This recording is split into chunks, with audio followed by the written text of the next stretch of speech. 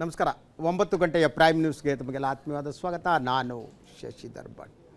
ಹಲವು ಸುದ್ದಿಗಳು, ವಿಭಿನ್ನ ಅಭಿಪ್ರಾಯಗಳು, ಚರ್ಚೆ, ಮಂಥನ ಇದೇ ಪ್ರೈಮ್ ನ್ಯೂಸ್. ಇವತ್ತು ಕೂಡ ಹಲವು ಸುದ್ದಿಗಳನ್ನ ತೆಗೆದುಕೊಂಡು ನಾನು ಬಂದಿದ್ದೇನೆ. ಎಂದಿನಂತೆ ಅತಿಥಿಗಳು ಕೂಡ ಜಾಯಿನ್ ಆಗಿದ್ದಾರೆ. ಮೊದಲು ಅವರು ಪರಿಚಯ ಮಾಡಿಕೊಡ್ತೀನಿ. ಕಾಂಗ್ರೆಸ್ ಪಕ್ಷದ ವಕ್ತಾರರಾಗಿರೋ ಕೆ ರಾಧಾಕೃಷ್ಣ ಇದ್ದಾರೆ. Sir, welcome to the show. ಹಾಗೆಯೇ ಸಾಮಾಜಿಕ ಹೋರಾಟಗಾರ್ತಿ, ಜನಪರ ಚಿಂತಕಿಯಾಗಿರುವ KS ವಿಮಲಾ ಇದ್ದಾರೆ. ಮೇಡಮ್, ತಮಗೂ ಕೂಡ ಸ್ವಾಗತ. ಇನ್ನು JDS ಪಕ್ಷದ ಪ್ರಸಾದ್ ಗೌಡ ಇದ್ದಾರೆ. ಸರ್, ತಮಗೂ ಸ್ವಾಗತ. ಇನ್ನು BJPಯ ಪ್ರತಿನಿಧಿ ಯಾವುದೇ ಕ್ಷಣದಲ್ಲಿ ನಮ್ಮನ್ನು ಜಾಯಿನ್ ಆಗ್ಬೋದು. ಎನಿವೆ, ಈಗ ನೋಡೋಣ ಈ ಹೊತ್ತಿನ ಹೆಡ್ಲೈನ್ಸ್.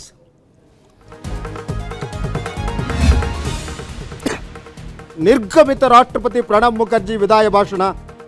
ದೇಶದ ಅಸಹಿಷ್ಣುತೆ ಪರಿಸ್ಥಿತಿ ಬಗ್ಗೆ ರಾಷ್ಟ್ರಾಧ್ಯಕ್ಷರ ಕಳವಳ. ವಿವಿಧತೆಯಲ್ಲಿ ಏಕತೆಯೇ ನಮ್ಮ ಉಸಿರು ಅಂದರು ಪ್ರಣಬ್.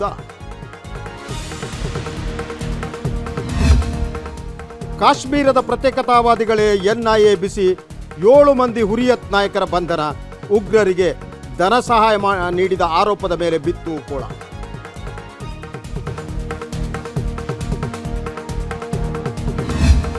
ಲಿಂಗಾಯತವೇ ಬೇರೆ, ಹಿಂದುತ್ವವೇ ಬೇರೆ.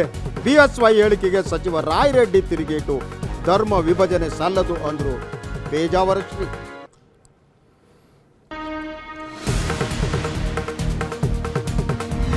ಅಭಿವೃದ್ಧಿಯನ್ನು ಕಾಮಾಲೆ ಕಣ್ಣಿನಿಂದ ನೋಡಬೇಡಿ.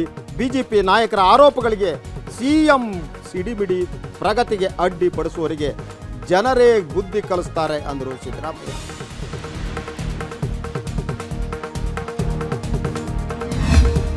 ಚೀನಿ ಸೇನೆ ಪರ್ವತವಿದ್ದಂತೆ ಕೆಣಕದಿರಿ. ಭಾರತಕ್ಕೆ ಚೀನಾದಿಂದ ಮತ್ತೆ ಬೆದರಿಕೆ. ಕೊನೆಗೂ ಮೊಳಕೆಯೊಡೆದಿದೆ ಸಂಧಾನದ ಮಾತು.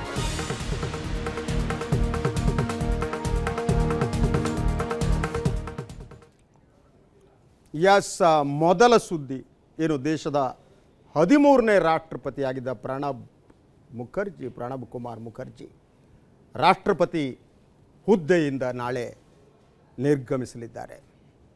ಸೊ ಇವತ್ತು ಅವರು ಮಾಡಿದ ಅವರ ವಿದಾಯ ಭಾಷಣ ಏನಿದೆ ಅದರಲ್ಲಿ ಹಲವು ಅಂಶಗಳಿವೆ. ಅದಕ್ಕೆ ಸಂಬಂಧಪಟ್ಟ ಸುದ್ದಿಯನ್ನು ಮೊದಲು ನೋಡೋಣ. ದೇಶದಲ್ಲಿ ಅಸಹಿಷ್ಣುತೆಯ ವಾತಾವರಣ ಇದ್ದು ದೇಶವಾಸಿಗಳಿದ್ದು ಅಹಿಂಸೆಯ ಪಾಠವನ್ನು ಮತ್ತೊಮ್ಮೆ ಕಲಿಯಬೇಕಿದೆ ಅಂತ ನಿರ್ಗಮಿತ ರಾಷ್ಟ್ರಪತಿ ಪ್ರಣಬ್ ಮುಖರ್ಜಿ ಹೇಳಿದ್ದಾರೆ. ಇಂದು ರಾಷ್ಟ್ರಪತಿ ಭವನದಲ್ಲಿ ತಮ್ಮ ವಿದಾಯ ಭಾಷಣ ಮಾಡಿದ ಪ್ರಣಬ್, ಭಾರತ ವಿವಿಧತೆಯಲ್ಲಿ ಏಕತೆ ಇರುವ ದೇಶ. ಹೀಗಾಗಿ ಅಖಂಡತೆಯನ್ನು ರಕ್ಷಿಸುವ ನಿಟ್ಟಿನಲ್ಲಿ ಏಕ ಸಂಸ್ಕೃತಿ, ಏಕ ಸಂಪ್ರದಾಯ ಹೇರುವಿಕೆ ಸಲ್ಲದು ಅಂತಲೂ ತಮ್ಮ ಕಳವಳವನ್ನು ಹೊರಹಾಕಿದರು.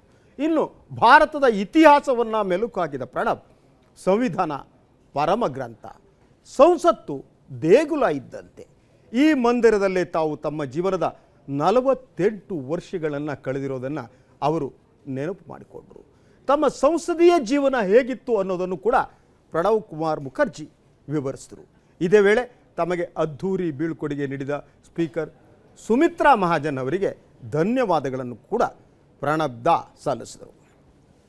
To come, fellow citizens, our founding fathers, with the adoption of Constitution, set in motion powerful forces that liberated us from the stranglehold of inequity in gender, caste and community, along with other fetters that had tied us for too long. It inspired a social and cultural evolution which put Indian society on the track to modernity. A modern nation is built on some essential fundamentals: democracy or equal rights for every citizen, secularism or equal freedom to every faith, equality of every region, and economic equity. For development to be real, the poorest of the land must feel that they are a part of the nation's narratives. Fellow citizens, 5 years ago, when I took the oath of office of the President of the Republic, I promised to preserve, protect, and defend our Constitution not just in word, but also in spirit. Each day of these 5 years, I was conscious of my responsibility. I learned from my travels across the length and breadth of the country. I learned from my conversations with young and bright minds in college and universities, scientists, innovators. Yes, Pranab Mukherjee ಅವರ ಭಾಷಣದ ಹಲವು ಮುಖ್ಯ ಅಂಶಗಳಿದ್ದು, ಅದು ಒಂದು ರೀತಿ ತಾವು ರಾಷ್ಟ್ರಪತಿಯಾಗಿ ಏನು ಕೆಲಸ ಮಾಡಿದ ದಿನಗಳ ಸಿಂಹಾವಲೋಕನ ಇತ್ತು. ಹಾಗೆಯೇ ಇಡೀ ಈ ಸಂಸದೀಯ ವ್ಯವಸ್ಥೆಯಲ್ಲಿ ಪಾರ್ಲಿಮೆಂಟಿಗಿರುವ ಮಹತ್ವದ ಬಗ್ಗೆ ಅವರು ಮಾತನಾಡಿದರು, ರಾಷ್ಟ್ರಪತಿಯ ಹುದ್ದೆಯ ಮಹತ್ವದ ಬಗ್ಗೆ ಮಾತನಾಡಿದರು. ಸೊ ಪ್ರಣಬ್ ಕುಮಾರ್ ಮುಖರ್ಜಿ ಹಲವು ದೃಷ್ಟಿಯಿಂದ ನಮಗೆ ಮುಖ್ಯರಾಗ್ತಾರೆ. ಅವರು ಯಾವ ಸಂದರ್ಭದಲ್ಲೂ ಕೂಡ ಕಾಂಗ್ರೆಸ್ ರಾಷ್ಟ್ರಪತಿ ಆಗಿರಲಿಲ್ಲ ಅಂತ. ಅದರ ಜೊತೆಗೆ ಪ್ರಧಾನಿಗಳಿಗೆ ಎಲ್ಲಿ ಬುದ್ಧಿ ಹೇಳ್ಬೋದೋ ಅದನ್ನು ಹೇಳ್ತಾ ಬಂದರು. ಲಾಸ್ಟ್ ಇವತ್ತಿನ ಸ್ಪೀಚ್ನಲ್ಲೂ ಅವರು ಅಸಹಿಷ್ಣುತೆ ಬಗ್ಗೆ ಮಾತನಾಡಿದ್ದಾರೆ, ಬಹುತ್ವದ ಬಗ್ಗೆ ಮಾತನಾಡಿದ್ದಾರೆ. ಸೊ ಈ ದೇಶದ ಸೌಲ್ ಏನಿದೆ, ಈ ದೇಶದ ಆತ್ಮ ಅನ್ನುವುದಿದ್ದರೆ ಅದು ಬಹುತ್ವ ಅನ್ನುವ ಮಾತನ್ನು ಹೇಳಿದ್ದಾರೆ. ಇದು ಯಾರು ಅಧಿಕಾರ ನಡೆಸ್ತಿದ್ದಾರೆ ಕೇಂದ್ರದಲ್ಲಿ ಅವರಿಗೂ ಕೂಡ ಒಂದು ಎಚ್ಚರಿಕೆಯ ಮಾತು. ಅವರು ಎಷ್ಟು ಗಂಭೀರವಾಗಿ ಇದು ಪರಿಗಣಿಸ್ತಾರೋ ಇಲ್ಲೋ ಗೊತ್ತಿಲ್ಲ. Yes Radhakrishna, I want to know your reaction ಅವರ ವಿದಾಯ ಭಾಷಣದ ಬಗ್ಗೆ. What is your impression? ಸ್ವಾತಂತ್ರ್ಯ ಪೂರ್ವದ ಸ್ವಾತಂತ್ರ್ಯ ಹೋರಾಟದ ದಿನಗಳಿಂದ ಇವತ್ತಿನವರೆಗೆ, ಅಂದರೆ ಕಳೆದ ಕೆಲವು ವರ್ಷಗಳ ಎಬರೇಷನ್ ಒಂದು ಬಿಟ್ಟು, ಈ ದೇಶ ಯಾವುದನ್ನು ನಂಬಿದೆ, ಈ ದೇಶದ ಆತ್ಮಸಾಕ್ಷಿ ಯಾವುದು, ಈ ದೇಶದ ಆತ್ಮ ಪ್ರಜ್ಞೆ ಯಾವುದು, ಅದಕ್ಕೆ ಸರಿಯಾಗಿ ನಡ್ಕೊಂಡವರು ಪ್ರಣಬ್ ಮುಖರ್ಜಿ ಅವರು. ಚರಿತ್ರೆಯ ಪುಟಗಳಲ್ಲಿ ಈ ದೇಶದಲ್ಲಿ ಬಹಳಷ್ಟು ರಬ್ಬರ್ ಸ್ಟಾಂಪ್ ರಾಷ್ಟ್ರಪತಿಗಳನ್ನು ನೋಡ್ಬಿಟ್ಟಿದ್ದಾರೆ. ಅಲ್ಲಲ್ಲ, ಅವ್ರ ಚರಿತ್ರೆಯ ಪುಟಗಳಲ್ಲಿ ಅವರು ಖಂಡಿತ ಉಳ್ಕೊಳ್ಳೋವಂಥವ್ರು. ಅವ್ರು ಹೇಳಿದ ಮಾತುಗಳು ಎಷ್ಟು ಮುಖ್ಯ ಅಂದರೆ, ಅದು ಇವತ್ತಿನ ಪರಿಸ್ಥಿತಿಯಲ್ಲಿ ತಾವು ಅದನ್ನು ಕೋಟ್ ಮಾಡಿದ್ರಿ, ಅತಂತ್ರ ಸ್ಥಿತಿ ಆಗತ್ತೆ ಅನ್ನುವಂಥ ಒಂದು ಭಯಾನಕವಾದಂಥ ಒಂದು ಪರಿಸ್ಥಿತಿಯಲ್ಲಿ ಏಕಮುಖಿ ಏಕ ಸಂಸ್ಕೃತಿಯನ್ನು, ಶಾಂತಾರಾಮನನ್ನು ಬಿಟ್ಟು ಕೋದಂಡರಾಮನನ್ನು, ರಾಮ ಹಿಡಿದದ್ದು ಕೋದಂಡ ಭಾಳ ಅಪರೂಪ, ಅದು ಬೇಕಾದಾಗ ಮಾತ್ರ ಹಿಡ್ದ ಕೋದಂಡ ಬಿಡ್ಬಿಡಿ, ನನಗೆ ಅವ್ರ ಬಗ್ಗೆ ಅಲ್ಲ ಹೇಳ್ತೀನಿ ರಿಲೇಷನ್ ಇಲ್ಲ ಅಲ್ಲ, ಅದು ಅಂದರೆ ಏಕ ಅಂತ ಹೇಳಿದ್ದು ನಾನು. ಆ ಏಕ ಸಂಸ್ಕೃತಿಯ ಹೇರಾಟದ ಸಂದರ್ಭದಲ್ಲಿ ಪ್ರಣಬ್ ಮುಖರ್ಜಿಯವರು ಬಹುತ್ವ ಅನ್ನುವಂಥದ್ದು ಇದೆಯಲ್ಲ, ಬಟ್ ಪ್ರಣಬ್ ಇನ್ನೂ ಎಸರ್ಟಿವ್ ಆಗಿಡಬೇಕಿತ್ತು ಅಂತ ಅನಿಸುತ್ತೆ ನಿಮಗೆ. ಬಹಳ ಸಂದರ್ಭದಲ್ಲಿ ಈ ಎಕ್ಸ್ಪ್ರೆಷನ್ ಯೂಸ್, ಬಟ್ ಕಾನ್ಸ್ಟಿಟ್ಯೂಷನ್ ಗೌರವ ಘನತೆ ಎತ್ತಿ ಹಿಡಿಯೋ ಸಂದರ್ಭದಲ್ಲಿ ನಾನು ಇನ್ನೂ ಎಸರ್ಟಿವ್ ಆಗಿ ಇರಬೇಕಾಗಿತ್ತು. ಎಸರ್ಟಿವ್ ಅಂತ ಹೇಳುವಾಗ ಅಲ್ಲೊಂದು ಕಾನ್ಫ್ಲಿಕ್ಟ್. ಡೆಮಾಕ್ರೆಟಿಕ್ ಸೆಟಪ್ಪಲ್ಲಿ ನಮ್ಮದು ಪ್ರೆಸಿಡೆನ್ಷಿಯಲ್ ಫಾರ್ಮ್ ಆಫ್ ಗೌರ್ಮೆಂಟ್ ಅಲ್ಲ. ಅವರು ಪ್ರೆಸಿಡೆಂಟ್ ಆಗಿ ಅವರು ಇತಿಮಿತಿಗಳಲ್ಲಿ ಏನನ್ನು ಮಾಡಬೇಕು, ಎಲ್ಲಿ ಬಲವಾಗಿ ಉಪದೇಶಗಳನ್ನು ಹೇಳಬೇಕು, KR ನಾರಾಯಣ್ ಹಲವು ವಿಚಾರಗಳು ಇಶೋಡ್, ಅದನ್ನು ಪರಂಪರೆ ಕೂಡ ಇದೆ. ಅಲ್ಲಲ್ಲ, ಜೈಲ್ ಸಿಂಗ್ ಪರಂಪರೆ ಬೇಕಾಗಿಲ್ಲ. ಪ್ರಣಬ್ ಮುಖರ್ಜಿ ಅವರು ಕೂಡ ಅವರ ಇತಿಮಿತಿಗಳು ಅಂತ ಹೇಳೋದಿಲ್ಲ, ಅವರ ವಿವೇಚನೆಯ ಮಟ್ಟದಲ್ಲಿ ಅವರು ಎಲ್ಲಿ ಕಾನ್ಸ್ಟಿಟ್ಯೂಷನ್ಗೆ ತೊಂದರೆ ಆಗುತ್ತೆ ಅಂತ ಹೇಳುವಂತಾಗ, ಕಾನ್ಸ್ಟಿಟ್ಯೂಷನ್ ಆತ್ಮಕ್ಕೆ ಸ್ಪಿರಿಟ್ಟಿಗೆ ಎಲ್ಲಿ ಅಡೆತಡೆ ಆಗ್ತದೆ ಅಲ್ಲಿ ಅವರು ಉಪದೇಶವನ್ನು ಹೇಳಿದ್ದಾರೆ. ಅಷ್ಟು ಮಾತ್ರ ಅಲ್ಲ, ಇವತ್ತಿನ ಭಾಷಣ ಅದು ವಿದಾಯ ಭಾಷಣ ಮಾತ್ರ ಅಲ್ಲ, ಅದು ದಿಕ್ಸೂಚಿ ಭಾಷಣ ಅಂತ ಹೇಳ್ತೀನಿ ನಾನು. ಯಾಕಂದರೆ ಬಹುತ್ವವನ್ನು ನಮಗೆ ಬಹುಶಃ ನಮ್ಮ ಇಡೀ ದೇಶ ಅಜಾಗರೂಕತೆಯಿಂದ ಇದ್ದದ್ದೇನೋ ಗೊತ್ತಿಲ್ಲ. ಯಾಕಂದರೆ ಇತ್ತೀಚಿನವರೆಗೆ ಈ ಬಹುತ್ವದ ನಾಶ ಆಗ್ತದೆ ಅನ್ನುವಂಥದ್ದನ್ನು, ಅಥವಾ ಅದು ಆಕ್ರಮಣ ಆಗುತ್ತೆ ಅನ್ನುವಂಥದ್ದು ಇಷ್ಟು ಸೀರಿಯಸ್ ಆಗಿರಲಿಲ್ಲ. ಇಂಥ ಸಂದರ್ಭದಲ್ಲಿ ಅತ್ಯಂತ ಸೂಕ್ತವಾದ ಎಚ್ಚರಿಕೆಯ ಮಾತನ್ನು ಬಹುಶಃ ಈ ದೇಶದ ಬಹುತ್ವವನ್ನು ಅಥವಾ ಈ ದೇಶದ ಸಂವಿಧಾನವನ್ನು, ಈ ದೇಶದ ಸಂಸ್ಕೃತಿಯನ್ನು, ಜನಸಂಸ್ಕೃತಿಯನ್ನು ಅದನ್ನು ಗೌರವಿಸುವ ಎಲ್ಲರೂ ಕೂಡ ಪ್ರಣಬ್ ಮುಖರ್ಜಿ ಥರನೇ ಮಾತಾಡಬೇಕು ಇವತ್ತು ಅನ್ನುವ ಸ್ಥಿತಿನಲ್ಲಿ ಸರ್ಕಾರ ಇದೆ, ಅಲ್ಲ ದೇಶ ಇದೆ. ಮತ್ತು ಸರ್ಕಾರವೂ ಕೂಡ, ಸರ್ಕಾರಕ್ಕೆ ಒಂದು ಸಣ್ಣ ಚಾಟಿಯ ಥರದಲ್ಲಿ ಆಡಿದ ಮಾತು ಅನ್ನೋ ಕಾರಣಕ್ಕಾಗಿ ನಾನು ಅದನ್ನು ಸ್ವಾಗತಿಸ್ತೇನೆ. ಮೊದಲು ನನಗೆ ಪ್ರಧಾನಿ ಮೋದಿಯವರು ಮೊದಲಿಂದ ಪ್ರಣಬ್ ಮುಖರ್ಜಿ ಅವ್ರನ್ನ ಹೊಗಳ್ತಾ ಬಂದಿದ್ದಾರೆ, ಇವನ್ ನನ್ನ ಗುರು ಅನ್ನುವ ಮಾತು ಹೇಳಿದ್ದಾರೆ. ಆದರೆ ಅವರು ಸಹಿಷ್ಣುತೆ ಮತ್ತು ಬಹುತ್ವದ ಮಾತನ್ನ ಅದನ್ನ ಅವ್ರು ಕೇಳಿಸ್ಕೊತಾ ಇದಾರ ಇಲ್ವೋ ಅನ್ನೋದಕ್ಕೆ ನನಗೆ ಅಲ್ಲ ಅದನ್ನೇ ಅಂದ್ರೆ ನೀವು ಹೇಳಿದಾಗೆ ಇನ್ನೊಂದು ಸ್ವಲ್ಪ ಅಸರ್ಟಿವ್ ಆಗಿ ಇರಬಹುದಾಗಿತ್ತ ಅಂದ್ರಲ್ಲ. ನಮ್ಗೆ ಗೊತ್ತಿದೆ ರಾಷ್ಟ್ರಪತಿ ಸ್ಥಾನಕ್ಕೆ ಎಷ್ಟು ಅವಕಾಶ ಇದೆ ಈ ಡೆಮೊಕ್ರೆಟಿಕ್ ಸೆಟಪ್ ಅಲ್ಲಿ ಅನ್ನೋದು ನಮ್ಗೆ ಗೊತ್ತಿದೆ. ತುಂಬಾ ಸಂದರ್ಭದಲ್ಲಿ ರಬ್ಬರ್ ಸ್ಟಾಂಪ್ ಅಂತಾನೆ ಅಂದ್ರೆ ದೇಶದ ಪ್ರಥಮ ಪ್ರಜೆಯನ್ನ ತಮಾಷೆ ಮಾಡುವ ಮಟ್ಟದಲ್ಲಿ ತುಂಬಾ ಜನ ಆ ಥರ ಇದ್ದು ಹೋಗಿದ್ದನ್ನು ನೀವು ಜೈಲ್ ಹೆಸರನ್ನು ಕೂಡ ಹೇಳಿದ್ರಿ. ಬಟ್ ಬಹುಶಃ ಇನ್ನೊಂದು ಸ್ವಲ್ಪ ಅಸರ್ಟಿವ್ ಆಗಿರಬಹುದಾಗಿತ್ತೋ ಏನೋ ಆ ಪ್ಯಾರಾಮೀಟರ್ನ ಒಳಗಡೆನೇ ಕೂಡ. ಅಂದರೆ ಈಗ ಅಸಹಿಷ್ಣುತೆಯ ಬಗ್ಗೆ ಇಷ್ಟು ಗಟ್ಟಿಯಾಗಿ ಮಾತಾಡಿದಂಥವರು ಇತ್ತೀಚಿನ ದಿವಸಗಳಲ್ಲಿ ದೇಶದಲ್ಲಿ ನಡೆದಂತಹ ಬೇರೆ ಬೇರೆ ಘಟನೆಗಳಿದಾವಲ್ಲ, ಅದು ಇಕ್ಲಾಕ್ ಸಂದರ್ಭ ಇರಬಹುದು, ಉನಾ ಸಂದರ್ಭ ಇರಬಹುದು, ಅಂತಹ ಸಂದರ್ಭಗಳ ಬಹುಶಃ ಸರ್ಕಾರಕ್ಕೆ ಈ ದೇಶದ ಬಹುತ್ವವನ್ನು ನಾಶ ಮಾಡ್ತಾ ಇದ್ದೀರಿ ನೀವು ಅಂತ ಹೇಳುವಂತಹ ಪರಿಮಿತಿಯ ಇದನ್ನ ಇನ್ನೊಂಚೂರು ಬಳಸಬಹುದಾಗಿತ್ತೋ ಏನೋ ಅನ್ನುವ ಮಾತನ್ನ ಹೇಳ್ತಾನೆ ಕನಿಷ್ಠ ವಿದಾಯದ ಸಂದರ್ಭದಲ್ಲಿ ಇವ್ರು ಹೇಳಿದಾಗೆ ದಿಕ್ಸೂಚಿಯಾಗಿ ಲುಕ್ ಸಂದರ್ಭದಲ್ಲಿ ವಿಮಲಾ ಅವರು ಒಂದು ಪಕ್ಷಾತೀತವಾಗಿ ನಡೆದುಕೊಂಡಿದ್ದು. ಅಲ್ಲ ಅದೌದು ನಾನು ಖಂಡಿತ ನಾನು ಪಾರ್ಷಿಯಲ್ ಆಗಿದ್ರು ಅಂತ ಹೇಳೋದಿಲ್ಲ. ಒಂದು ಎರಡನೇದಾಗಿ ಅವರ ಆಡಳಿತದ ಸಂದರ್ಭದಲ್ಲಿನೇನೆ ಆತರ ಪಾರ್ಷಿಯಲ್ ಆಗಿ ಇರ್ಲಿಕ್ಕೆ ಸಾಧ್ಯ ಆಗದೆ ಇರುವ ತರದ ಸರ್ಕಾರವೂ ಬಂದ್ಬಿಡ್ತು. ಅದು ಒಂದು ರಾಜಕೀಯ ಸಂದರ್ಭ ಕೂಡ ಅಂತದೊಂದು ಬಂದ್ಬಿಡ್ತು ಅಂತಾನು ಅಂದ್ಕೋಬಹುದು ಏನೋ. But at the same time ಒಬ್ಬ ಮುತ್ಸದ್ದಿ, ಒಬ್ಬ ಪೊಲಿಟಿಕಲ್ ಎಕ್ಸ್ಪೀರಿಯನ್ಸ್ ಇರುವಂತಹ ಒಬ್ಬ ವ್ಯಕ್ತಿ, ಮತ್ತೆ ಸ್ವಲ್ಪ ಸೆಕ್ಯುಲರ್ ಮೈಂಡೆಡ್ ಇದ್ದಂತಹ ಮನುಷ್ಯ ಅವರು ಅಂತ ಅನ್ನೋದನ್ನ ನಾವು ಗುರುತಿಸ್ತೀವಿ. ಹಾಗಾಗಿ ರಾಷ್ಟ್ರಪತಿಗಳು ತನ್ನ ವಿದಾಯ ಭಾಷಣದಲ್ಲಿ ಆಡಿದ ಮಾತನ್ನ ಸರ್ಕಾರ ಗಂಭೀರವಾಗಿ ಪರಿಗಣಿಸಬೇಕು ಅಂತ ನಾನು ಹೇಳಿ ಪರಿಗಣಿಸಬೇಕು. ಅದ್ರ ಜೊತೆಗೆ ಏನು ನಾಳೆ ಅಧಿಕಾರ ಸ್ವೀಕರಿಸಲಿರುವ ನಮ್ಮ ನೂತನ 14ನೇ ರಾಷ್ಟ್ರಪತಿ ಕೂಡ ಇವರ ಮಾತುಗಳನ್ನ ಕೇಳಿಸ್ಕೊಂಡ್ರೆ ಒಳ್ಳೇದೇನೋ. ಎಸ್ ವೈ ಭಾರತ ಕಂಡ ಅತ್ಯಂತ ಅಪರೂಪದ ರಾಜಕಾರಣಿಗಳಲ್ಲಿ ಪ್ರಣಬ್ ಮುಖರ್ಜಿಯವರೊಬ್ಬರು. ಅವರು ಸುದೀರ್ಘವಾದ ಸಂಸತ್ತಿನಲ್ಲಿ ಅವರು ಸಂಸತ್ತನ್ನು ದೇವಸ್ಥಾನ ಅಂತ ಕರೆದಿದ್ದಾರೆ. 40 ವರ್ಷಗಳಿಗೂ ದೀರ್ಘವಾದ ಮೋದಿ ಅವರು ನಮಸ್ಕಾರ ಮಾಡಿ ಹೋಗಿದ್ದಾರೆ. ನಮಸ್ಕಾರ ಮಾಡಿದರೆ ಅಲ್ಲಲ್ಲ, ಸಂಸತ್ತಿನಲ್ಲಿ ಅವರು 40 ವರ್ಷಗಳ ಕಾಲ ದೀರ್ಘಕಾಲ ಕಳೆದು ನಮ್ಮ ರಾಷ್ಟ್ರದ ಅತ್ಯುನ್ನತ ಹುದ್ದೆಯಾದ ರಾಷ್ಟ್ರಪತಿ ಹುದ್ದೆಯನ್ನು ಕೂಡ ಅವರು ಅಲಂಕರಿಸಿ ವಿದಾಯ ಭಾಷಣ ಮಾಡುವಂಥ ಸಂದರ್ಭದಲ್ಲಿ ಒಳ್ಳೆ ಮಾತುಗಳನ್ನು ಹೇಳಿದ್ದಾರೆ. ಯೂನಿಟಿ ಇನ್ ಡೈವರ್ಸಿಟಿ, ಏಕತೆಯಲ್ಲಿ ವಿವಿಧತೆಯಲ್ಲಿ ಏಕತೆ ಅನ್ನೋ ಮಾತನ್ನು ಹೇಳಿದ್ದಾರೆ. ಭಾಳ ಅರ್ಥಪೂರ್ಣವಾಗಿದೆ. ಅದು ಪ್ರತಿಯೊಬ್ಬ ಪ್ರಧಾನಮಂತ್ರಿಗಳಿಂದ ಹಿಡಿದು ಮತ್ತು ನಮ್ಮವರೆಗೂ ಎಲ್ಲರೂ ಅದನ್ನು ಅನುಸರಿಸಬೇಕಾದಂಥ ಒಂದು ದೊಡ್ಡ ಮಾತನ್ನು ಹೇಳಿದ್ದಾರೆ. ಅಬ್ದುಲ್ ಕಲಾಂರು ಆದಮೇಲೆ ವಿವಿಧತೆಯಲ್ಲಿ ಏಕತೆಯ ಬಗ್ಗೆ ಏನಾದರೂ ಇವತ್ತು ಹೇಳಿದ್ದಾರೆ ಅಂದರೆ ಪ್ರಣಬ್ ಮುಖರ್ಜಿಯವರು. ಅವರಿಗೆ ಈ ದೇಶ ಅತ್ಯಂತ ಸಂಭ್ರಮದಿಂದ ಅವರ ಮಾತುಗಳನ್ನ ಕೇಳಿಸ್ಕೋಬೇಕಾಗತ್ತೆ. ಮುಂದೆ ಬರುವಂಥ ರಾಷ್ಟ್ರಪತಿಗಳು ಕೂಡ ಅವರ ಒಂದು ಅನುಭವ ಏನಿದೆ ಅದನ್ನು ತೆಗೆದುಕೊಂಡು ಮುಂದೆ ಹೋಗಬೇಕಾಗತ್ತೆ ಅಂತ ನನ್ನ ಒಂದು ಅಭಿಪ್ರಾಯ. ಎಸ್, ಪ್ರಣಬ್ ಕುಮಾರ್ ಮುಖರ್ಜಿಯವರ ರಾಜಕೀಯ ಬದುಕಿದೆಯಲ್ಲ ಅದೊಂದು ಸುದೀರ್ಘ ಪಯಣ.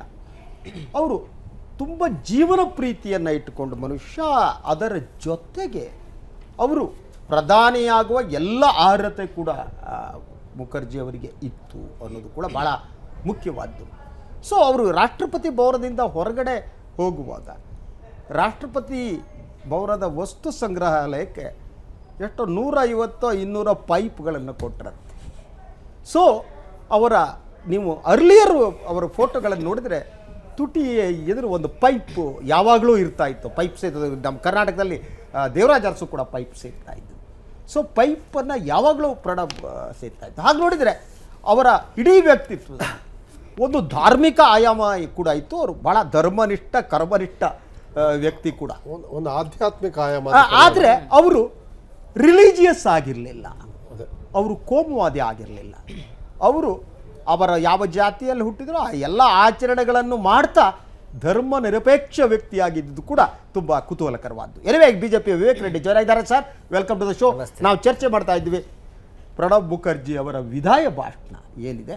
ಅವರು ಬಹಳ ಮುಖ್ಯವಾಗಿ ಪ್ರಸ್ತಾಪ ಮಾಡಿದ್ದು ಸಹಿಷ್ಣುತೆ ಈ ದೇಶದಲ್ಲಿ ಬೇಕಾಗಿದೆ ಅನ್ನುವ ಒಂದು ಮಾತನ್ನು ಹೇಳಿದ್ರು. ಬಹುತ್ವದ ಮಾತನಾಡಿದ್ರು. ಈ ದೇಶದ ಬಹುತ್ವವನ್ನು ನಾವು ನೆನಪಿನಲ್ಲಿ ಇಟ್ಕೋಬೇಕು ಅಂತ. Your reaction? ಖಂಡಿತವಾಗೂ ಒಳ್ಳೆಯ ಭಾಷಣ. ಹಾಗೂ ಅವರ ಸರ್ವಿಸ್ ಏನಿದೆ ರಾಷ್ಟ್ರಪತಿಯಾಗಿ, ಅವರ ಜೀವನದುದ್ದಕ್ಕೂ ಇದ್ದಂತಹ ಕಾಂಗ್ರೆಸ್ ಜೊತೆಗಿನ ನಂಟು ರಾಷ್ಟ್ರಪತಿಯ ಹುದ್ದೆನಲ್ಲಿ ಅದು ಯಾವ ಪ್ರದರ್ಶನವೂ ಆಗಲಿಲ್ಲ. ಅದು ಬಹುಶಃ ಬಹಳ ಶ್ಲಾಘನೀಯವಾದ ಒಂದು ಕೊಡುಗೆ. ಇನ್ನೊಂದು, ದೇಶದಲ್ಲಿ ಈ ಬಗೆಯ ಪ್ರಾಮಾಣಿಕ ರಾಜಕಾರಣಿಗಳು ಹಾಗೂ ದೇಶ ಸೇವೆಗೆ ನಿಂತಹ ರಾಜಕಾರಣಿಗಳು ಇವತ್ತು ಬಹಳ ಅಲ್ಪ ಪ್ರಮಾಣದಲ್ಲಿ ದೊರಕ್ತಾ ಇದ್ದಾರೆ, ಅಲ್ಪ ಪ್ರಮಾಣದಲ್ಲಿ ನಮಗೆ ಸಿಗ್ತಾ ಇದ್ದಾರೆ. ಬಹುಶಃ ಅವರು ನಡೆಸಿದಂಥ ರಾಜಕೀಯ ಜೀವನ, ಆ ರಾಜಕೀಯ ಕ್ಷೇತ್ರದ ಅವರ ಕೊಡುಗೆ, ಅವರ ದಕ್ಷತೆ, ಅವರ ಪ್ರಾಮಾಣಿಕತೆ ಅದ್ಭುತವಾದ ರೀತಿಯಲ್ಲಿ ನಾವಿವತ್ತು ಅದನ್ನು ಶ್ಲಾಘಿಸಬೇಕಾಗುತ್ತೆ. ಹಾಗೆ ನಾಳೆ ಯಾರು ಹೊಸ ನೂತನ ರಾಷ್ಟ್ರಪತಿಗಳಾಗಿ ಅಧಿಕಾರ ಸ್ವೀಕರಿಸ್ತಾರೆ ಅವರು ಕೂಡ ಪ್ರಣಬ್ ಮುಖರ್ಜಿ ಅವರ ಹಾದಿಯಲ್ಲಿನೇ ನಡೆದು ಖಂಡಿತವಾಗಿ ದೇಶದ ಸುಪ್ರೀಂ ಕೋರ್ಟ್ ವಕೀಲರಾಗಿ, ಅಡ್ವೊಕೇಟ್ ಜನರಲ್ ಆಗಿ ಅವರು ಕೂಡ ಬಹಳಷ್ಟು ಶ್ರಮವನ್ನು ವಹಿಸಿದ್ದಾರೆ ರಾಜಕೀಯ ಕ್ಷೇತ್ರ. ಸಂವಿಧಾನದ ಘನತೆಯನ್ನ ಎತ್ತಿಡಿತಾರೆ ಅಂತ ಆಶ್ರಯ ಇಟ್ಕೋಬಹುದು, ಖಂಡಿತವಾಗೂ ಇಟ್ಕೊಬಹುದು. ಯಾಕೆಂದ್ರೆ ಪಾರ್ಟಿಜಾನ್ ಆಗಿರಲ್ಲ, ಕೋಮುವಾದಿ ಆಗಿರಲ್ಲ. ಖಂಡಿತವಾಗೂ ಅವರು ತಮ್ಮ ಮೊದಲು ಯಾವ ಸಂಘಟನೆಯಲ್ಲಿ ಇದ್ರೋ ಆ ಸಂಘಟನೆಯ ವಾಸನೆ ಅಲ್ಲ. ರಾಷ್ಟ್ರಪತಿ ಈಗ ನೀವು ಪ್ರಣಬ್ ಮುಖರ್ಜಿ ಅವರ ಕಾಂಗ್ರೆಸ್ ನಂಟು ಹೇಗಿತ್ತು? ಬಹಳ ಹತ್ತಿರದಲ್ಲಿ ಕಾಂಗ್ರೆಸ್ ಜೊತೆ ಗುರುತಿಸ್ಕೊಂಡಿದ್ರು. ಆದರೆ ಅವರು 5 ವರ್ಷದ ಅವಧಿಯಲ್ಲಿ ಕಾಂಗ್ರೆಸ್ಸಿನ ಯಾವ ಒಂದು ರಾಜಕೀಯ ನಂಟು ಕೂಡ ಅದು ಹೊರಗೆ ಬರಲಿಲ್ಲ. ಅದೇ ಮಾದರಿಯಲ್ಲಿ ಕೂಡ ಕೋವಿಂದ್ ಅವರು ಸಹ ಅವರು ವಕೀಲರಾಗಿದ್ದರು, ಸಂವಿಧಾನದ ವಿಷಯಗಳನ್ನ ಸುಪ್ರೀಂ ಕೋರ್ಟ್ನಲ್ಲಿ ಮಂಡಿಸಿದ್ರು, ಗವರ್ನರ್ ಆಗಿದ್ರು. ಗವರ್ನರ್ ಹುದ್ದೆನಲ್ಲಿ ಅವರು ಕೂಡ ಯಾವ ಒಂದು ರಾಜಕೀಯ ಪ್ರದರ್ಶನವನ್ನು ಮಾಡಿರಲಿಲ್ಲ. ನಾಳೆ ಮಾಡಲ್ಲ ಅಂತ ನಾವು ನಿರೀಕ್ಷೆ ಇಟ್ಬೇಡ. ಎನಿವೆ, ಪ್ರಣವ್ ಕುಮಾರ್ ಮುಖರ್ಜಿ ಅವರ ವಿಶ್ರಾಂತ ಬದುಕು ಚೆನ್ನಾಗಿರಲಿ ಅಂತ ನಾವು ಆಶಿಸ್ತಾ ಮುಂದಿನ ಸುದ್ದಿ ಅಂತ ನೋಡೋಣ. ಕಾಶ್ಮೀರದ ಪ್ರತ್ಯೇಕತಾವಾದಿ ನಾಯಕರುಗಳಿಗೆ ರಾಷ್ಟ್ರೀಯ ತನಿಖಾ ಏಜೆನ್ಸಿ ಬಿಸಿ ಮುಟ್ಟಿಸಿದೆ. ಉಗ್ರರಿಗೆ ಧನ ಸಹಾಯ ಮಾಡಿದ ಆರೋಪ ಹಾಗೂ ಕಣಿವೆಯಲ್ಲಿ ನಡೆದ ಗಲಭೆಗಳಿಗೆ ಪಾಕಿಸ್ತಾನದಿಂದ ಹಣ ಸಂಗ್ರಹಿಸಿದ ಆರೋಪಕ್ಕೆ ಸಂಬಂಧಿಸಿದಂತೆ NIA ಹುರಿಯತ್ ನೇತಾರ ಸೈಯದ್ ಅಲಿ ಶಾ ಗಿಲಾನಿ ಅಳಿಯ ಅಲ್ತಾಫ್ ಶಾ ಸೇರಿದಂತೆ 7 ಮಂದಿ ಕಾಶ್ಮೀರಿ ಪ್ರತ್ಯೇಕತಾವಾದಿಗಳನ್ನ ಬಂಧಿಸಿದೆ. ಅಂದಾಗೆ ಪಾಕ್ನಿಂದ ಸಂಗ್ರಹಿಸಲಾದ ನಿಧಿಯನ್ನು ಕಳೆದ ವರ್ಷ ಕಾಶ್ಮೀರದಲ್ಲಿ ನಡೆದ ಗಲಭೆಗೆ ಬಳಸಲಾಗಿತ್ತು ಇರೋದ್ರ ಬಗ್ಗೆ ಕೂಡ NIA ತನಿಖೆ ನಡೆಸ್ತಾ ಇದೆ. ವಿಶೇಷ ಅಂದರೆ ಕಳೆದ ಕೆಲವು ವಾರಗಳಿಂದ NIA ಮತ್ತಷ್ಟು ಅಲರ್ಟ್ ಆಗಿದ್ದು ಕಾಶ್ಮೀರ, ದೆಹಲಿ ಮತ್ತು ಹರಿಯಾಣಗಳಲ್ಲಿ ದಾಳಿ ನಡೆಸಿತು. ಪಾಕಿಸ್ತಾನದ ಹಫೀಜ್ ಸಯೀದ್ ನೇತೃತ್ವದ ಜಮಾತ್ ಉದ್ ದಾವಾ ಸಂಘಟನೆ ಸೇರಿದಂತೆ ಪಾಕ್ ಮೂಲದ ಉಗ್ರ ಸಂಘಟನೆಗಳಿಂದ ಬರೋ ಹಣಕಾಸು ನೆರವಿಗೆ ಸಂಬಂಧಪಟ್ಟ ಹಾಗೆ ಕಾಶ್ಮೀರದಲ್ಲಿನ ಪ್ರತ್ಯೇಕತಾವಾದಿ ಮತ್ತು ಉದ್ಯಮಿಗಳ ಮೇಲೆ NIA ಕಣ್ಣಿಟ್ಟಿತ್ತು. ಇನ್ನು ಹುರಿಯತ್ ಮುಖಂಡರ ಬಂಧನ ಕುರಿತಂತೆ ಕೇಂದ್ರ ಗೃಹ ಇಲಾಖೆ ಸ್ಪಷ್ಟನೆ ನೀಡಿದೆ. ಕಣಿವೆಯಲ್ಲಿ ಉಗ್ರ ಚಟುವಟಿಕೆಗೆ ಕುಮ್ಮಕ್ಕು ನೀಡುವ ಮತ್ತು ಹಿಂಸೆಗೆ ಪ್ರಚೋದನೆ ನೀಡೋ ದೊಡ್ಡ ಪಿತೂರಿಯಲ್ಲಿ ಇವರ ಕೈವಾಡದ ಕುರಿತು ಸಾಕ್ಷ್ಯಾಧಾರಗಳು ಲಭ್ಯವಾಗಿವೆ. ಹೀಗಾಗಿ ಬಂಧನ ಅನಿವಾರ್ಯವಾಗಿತ್ತು ಅಂತ ಗೃಹ ಸಚಿವಾಲಯ ಹೇಳಿದೆ.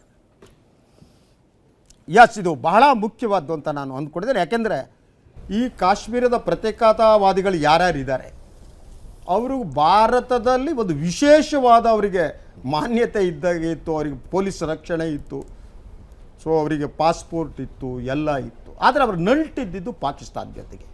ಸೊ ಫಸ್ಟ್ ಟೈಮ್ ಏನು ಈ ಹುರಿಯತ್ ಕಾನ್ಫರೆನ್ಸ್ಗೆ ಸಂಬಂಧಪಟ್ಟವರ ಬಂಧನ ಆಗಿದೆ. ರಾಧಾಕೃಷ್ಣ, ಇವರ ರಿಯಾಕ್ಷನ್ ಪ್ಲೀಸ್.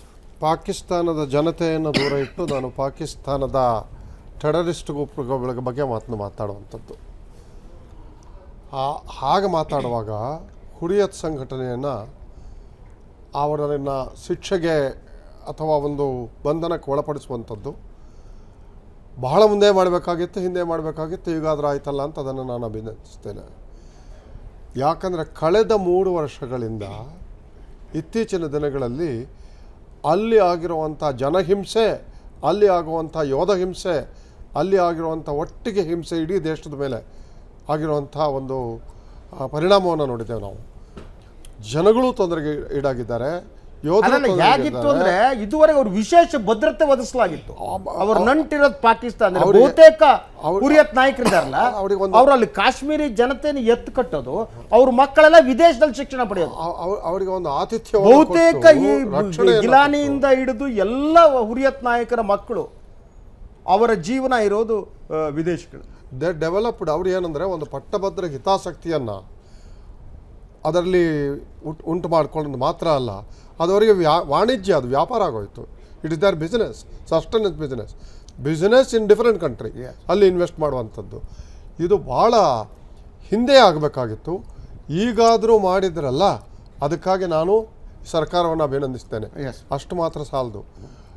ಈಗ ಆಗಿರುವಂಥ ಗಾಯಗಳಿದೆಯಲ್ಲ, it's a psychological wound, Kashmir ವಿಚಾರವನ್ನ ಹ್ಯಾಂಡಲ್ ಮಾಡೋದ್ರಲ್ಲಿ ಸರ್ಕಾರ ಎಲ್ಲಿ ಫೇಲ್ ಆಗಿದೆ ಅಲ್ಲ ಹೇಳ್ತಾ ಅದನ್ನು ವೂಂಡ್ ಮಾಡೋ ಆ ನೋವನ್ನು ಸದಾ ಬಂದೂಕಿನ ನಳಿಗೆಯಲ್ಲಿ ಮಾತಾಡೋದು ಕಮ್ಮಿ ಮಾಡೋದರಲ್ಲಿ ಇದು ಸ್ವಲ್ಪ ಆಗತ್ತೇನೋ. ಇದರ ಜೊತೆಗೇನೆ ಸಂವಾದಗಳು ಈಗ ನಾಳೆ ಇಲ್ಲ, ನಾಳೆ ಮಾತುಕತೆಗಳು ಕಾನ್ಫರೆನ್ಸ್ ಕಾಶ್ಮೀರ ಬಂದ್ ಕರೆ ನೀಡಿದೆ. ಗೊತ್ತಿಲ್ಲ ನಾಳೆ ಇನ್ನೇನು ಹಿಂಸಾಚಾರ ಆಗುತ್ತೋ ಏನೋ, ವಿ ಡೋಂಟ್ ನೋ. ಈ ಸುಮಾರು ಬಂದ್ಗಳಿಗೆ ಏನಾಗುತ್ತೆ ಅಂದ್ರೆ ಜನ ಹೆದರಿಕೆಯಿಂದ ತಾವೇ ಬಾಗಿಲು ಹಾಕೊಂಡ್ಬಿಡ್ತಾರೆ. ಒಂದು ಭಯಾನಕವಾದಂತಹ ಒಂದು ಬೆಂಗಳೂರಿನಲ್ಲೇ ಬಂದ್ಗಳಾಗಲ್ವಾ? ಇಲ್ಲಿ ಪ್ರಶ್ನೆ ಅದೇನೆ, ರಾಧಾಕೃಷ್ಣ ಅವ್ರು ಹೇಳಿದಾಗೆ ಆ ಉಗ್ರವಾದಿ ಚಟುವಟಿಕೆಗಳನ್ನು ನಾವು ನಿಗ್ರಹಿಸಬೇಕು ಅಂತನ್ನುವಾಗ ದೇಶದ ಒಳಗೆ ಮತ್ತು ಮತ್ತೊಂದು ದೇಶದ ಜೊತೆಗೆ ನಾವು ವ್ಯವಹರಿಸಬೇಕಾದ ರೀತಿ ನೀತಿಗಳನ್ನು ನಾವು ನಿರ್ಧರಿಸ್ಕೋಬೇಕಾಗ್ತದೆ. ಬಟ್ ಇಡಿಯಾಗಿ ಕಾಶ್ಮೀರವನ್ನು ಉದ್ವಿಗ್ನ ಸ್ಥಿತಿಯಲ್ಲಿಯೇ ಇಡುವಂತಹ ಮತ್ತು ಈ ಎದುರುಗಡೆ ಕಾಣುವಂತಹ ಇವರ ಹಿಂದೆ ಇರುವಂತಹ ಶಕ್ತಿಗಳ ಬಗ್ಗೆ ನಾವು ಆಲೋಚನೆ ಮಾಡದೇ ಇದ್ರೆ ಆಗ ಹಿಂದೆ ಇರುವ ಈಗ ನೋಡಿ, ನಮ್ಗೆಲ್ರಿಗೂ ಗೊತ್ತಿದೆ, 10 ಸಾರಿ ಇದ್ರ ಬಗ್ಗೆ ನಾವು ಚರ್ಚೆ ಮಾಡಿದ್ದೀವಿ. ಇದ್ರ ಹಿಂದ್ಗಡೆ ಕೇವಲ ಪಾಕಿಸ್ತಾನ ಮಾತ್ರ ಇಲ್ಲ, ಈ ಹುರಿಯತ್ತು ಅಂತ ಅನ್ನುವಾಗ ಕಡೆ ವಾದ ಹೇಗಿದೆ. ಒಂದ್ ನಿಮಿಷ ಸಾರ್ ಅವ್ರು ಹೇಳಿದ್ ಬಂದೆ, ಅದು ಎಕ್ಸ್ಪೆಕ್ಟ್ ಮಾಡಿದ್ದೆ, ಬರ್ತಾ ಇದೆ ಹೇಳಿ. ನಿಮಗೆ ಸುಮ್ನಿರ್ತಾರ ಅವರು. ಒಂದ್ ನಿಮಿಷ ಸುಮ್ನಿರಿ ವಿವೇಕ್. ಪಾಕಿಸ್ತಾನದ ಪರವಾಗಿ ಅವರು ಏನು ವಾದ ಮಾಡ್ತಾ ಇಲ್ಲ. ಅಲ್ಲಲ್ಲ, ಅವ್ರು ಹೇಳಕ್ಕಿಂತ ನಾನು ಮಾತು ಇಲ್ಲ, ನಂಗೆ ಮಾಡ್ಬೇಕಾಗಿಲ್ಲ. ಅಸಹನೆ ಇಲ್ಲೂ ಅಸಹನೆ ಇಲ್ಲ ಮೇಡಮ್. ಯಾಕೆ ಅನಗತ್ಯವಾಗಿ ಮೇಡಮ್ ಹೇಳಿ. ಅಂತದ್ದೊಂದು ಅನಗತ್ಯವಾದ ಬ್ರ್ಯಾಂಡ್ ಯಾಕೆ ಮಾಡ್ಬೇಕು? Take back that word first. Expect ಮಾಡಿದ್ದೆ ಸಾರಿ ಕೇಳಿದ್ದೆ. ಪಾಕಿಸ್ತಾನ ಬ್ಲೇಮ್ ಮಾಡೋದಕ್ಕಾಗಲ್ಲ ಅಂತಂದ್ರೆ NIA ಇನ್ವೆಸ್ಟಿಗೇಟ್ ಮಾಡ್ತಾ ಇರೋದು ಪಾಕಿಸ್ತಾನ. ಮಾತು ಮುಗಿಸೋದಕ್ಕೆ ಅವಕಾಶ ಕೊಡಿ, ಬ್ಲೇಮ್ ಮಾಡೋದಕ್ಕಾಗಲ್ಲ ಮಾತು ಮುಗಿಸೋದಕ್ಕೆ ಅವಕಾಶ ಕೊಡಿ. ಹೇಳಿ ಅವರು ಹೇಳಿರೋದನ್ನ ಐ ಕೆನಾಟ್ ಟೇಕ್ ಬ್ಯಾಕ್. ನಾನು ಮಾತು ಮುಗಿಸಿದ್ನ. ಪಾಕಿಸ್ತಾನನ ಯಾಕೆ ಉದ್ವಿಗ್ನರಾಗ್ತಾರೆ? ಉದ್ವಿಗ್ನ ಮಾಡಿದ್ ನೀವು, ಇದನ್ನೇ ನೀವು ಮಾಡ್ತಾ ಇರೋದು. ಅಂದ್ರೆ ನಿಮ್ಮ ಚಾಲ್ಬಾಜಿ ಇದು. ಇನ್ನೊಬ್ರು ಮಾತಾಡಿದ್ರೆ ಜನ ಕೇಳಿಸ್ಬಾರ್ದು ಅಂತ. ಒಂದ್ ನಿಮಿಷ, ಇನ್ನೊಬ್ರು ಮಾತಾಡಿದ್ರೆ ಜಗತ್ತಿಗೆ ಕೇಳಿಸ್ಬಾರ್ದು, ನೀವು ಮಾತಾಡಿದ ಮಾತ್ರವೇ ಕೇಳಬೇಕು. ಯಾರು ಹೇಳಿದ್ರು? ಪಾಕಿಸ್ತಾನ ಬ್ಲೇಮ್ ಮಾಡಕ್ಕಾಗಲ್ಲ, ಯಾರು ಹೇಳಿದ್ರು? ದಯವಿಟ್ಟು ರಿಪ್ಲೈ ಮಾಡಿ. ಮಾಡ್ಸಿ. ಅವ್ರು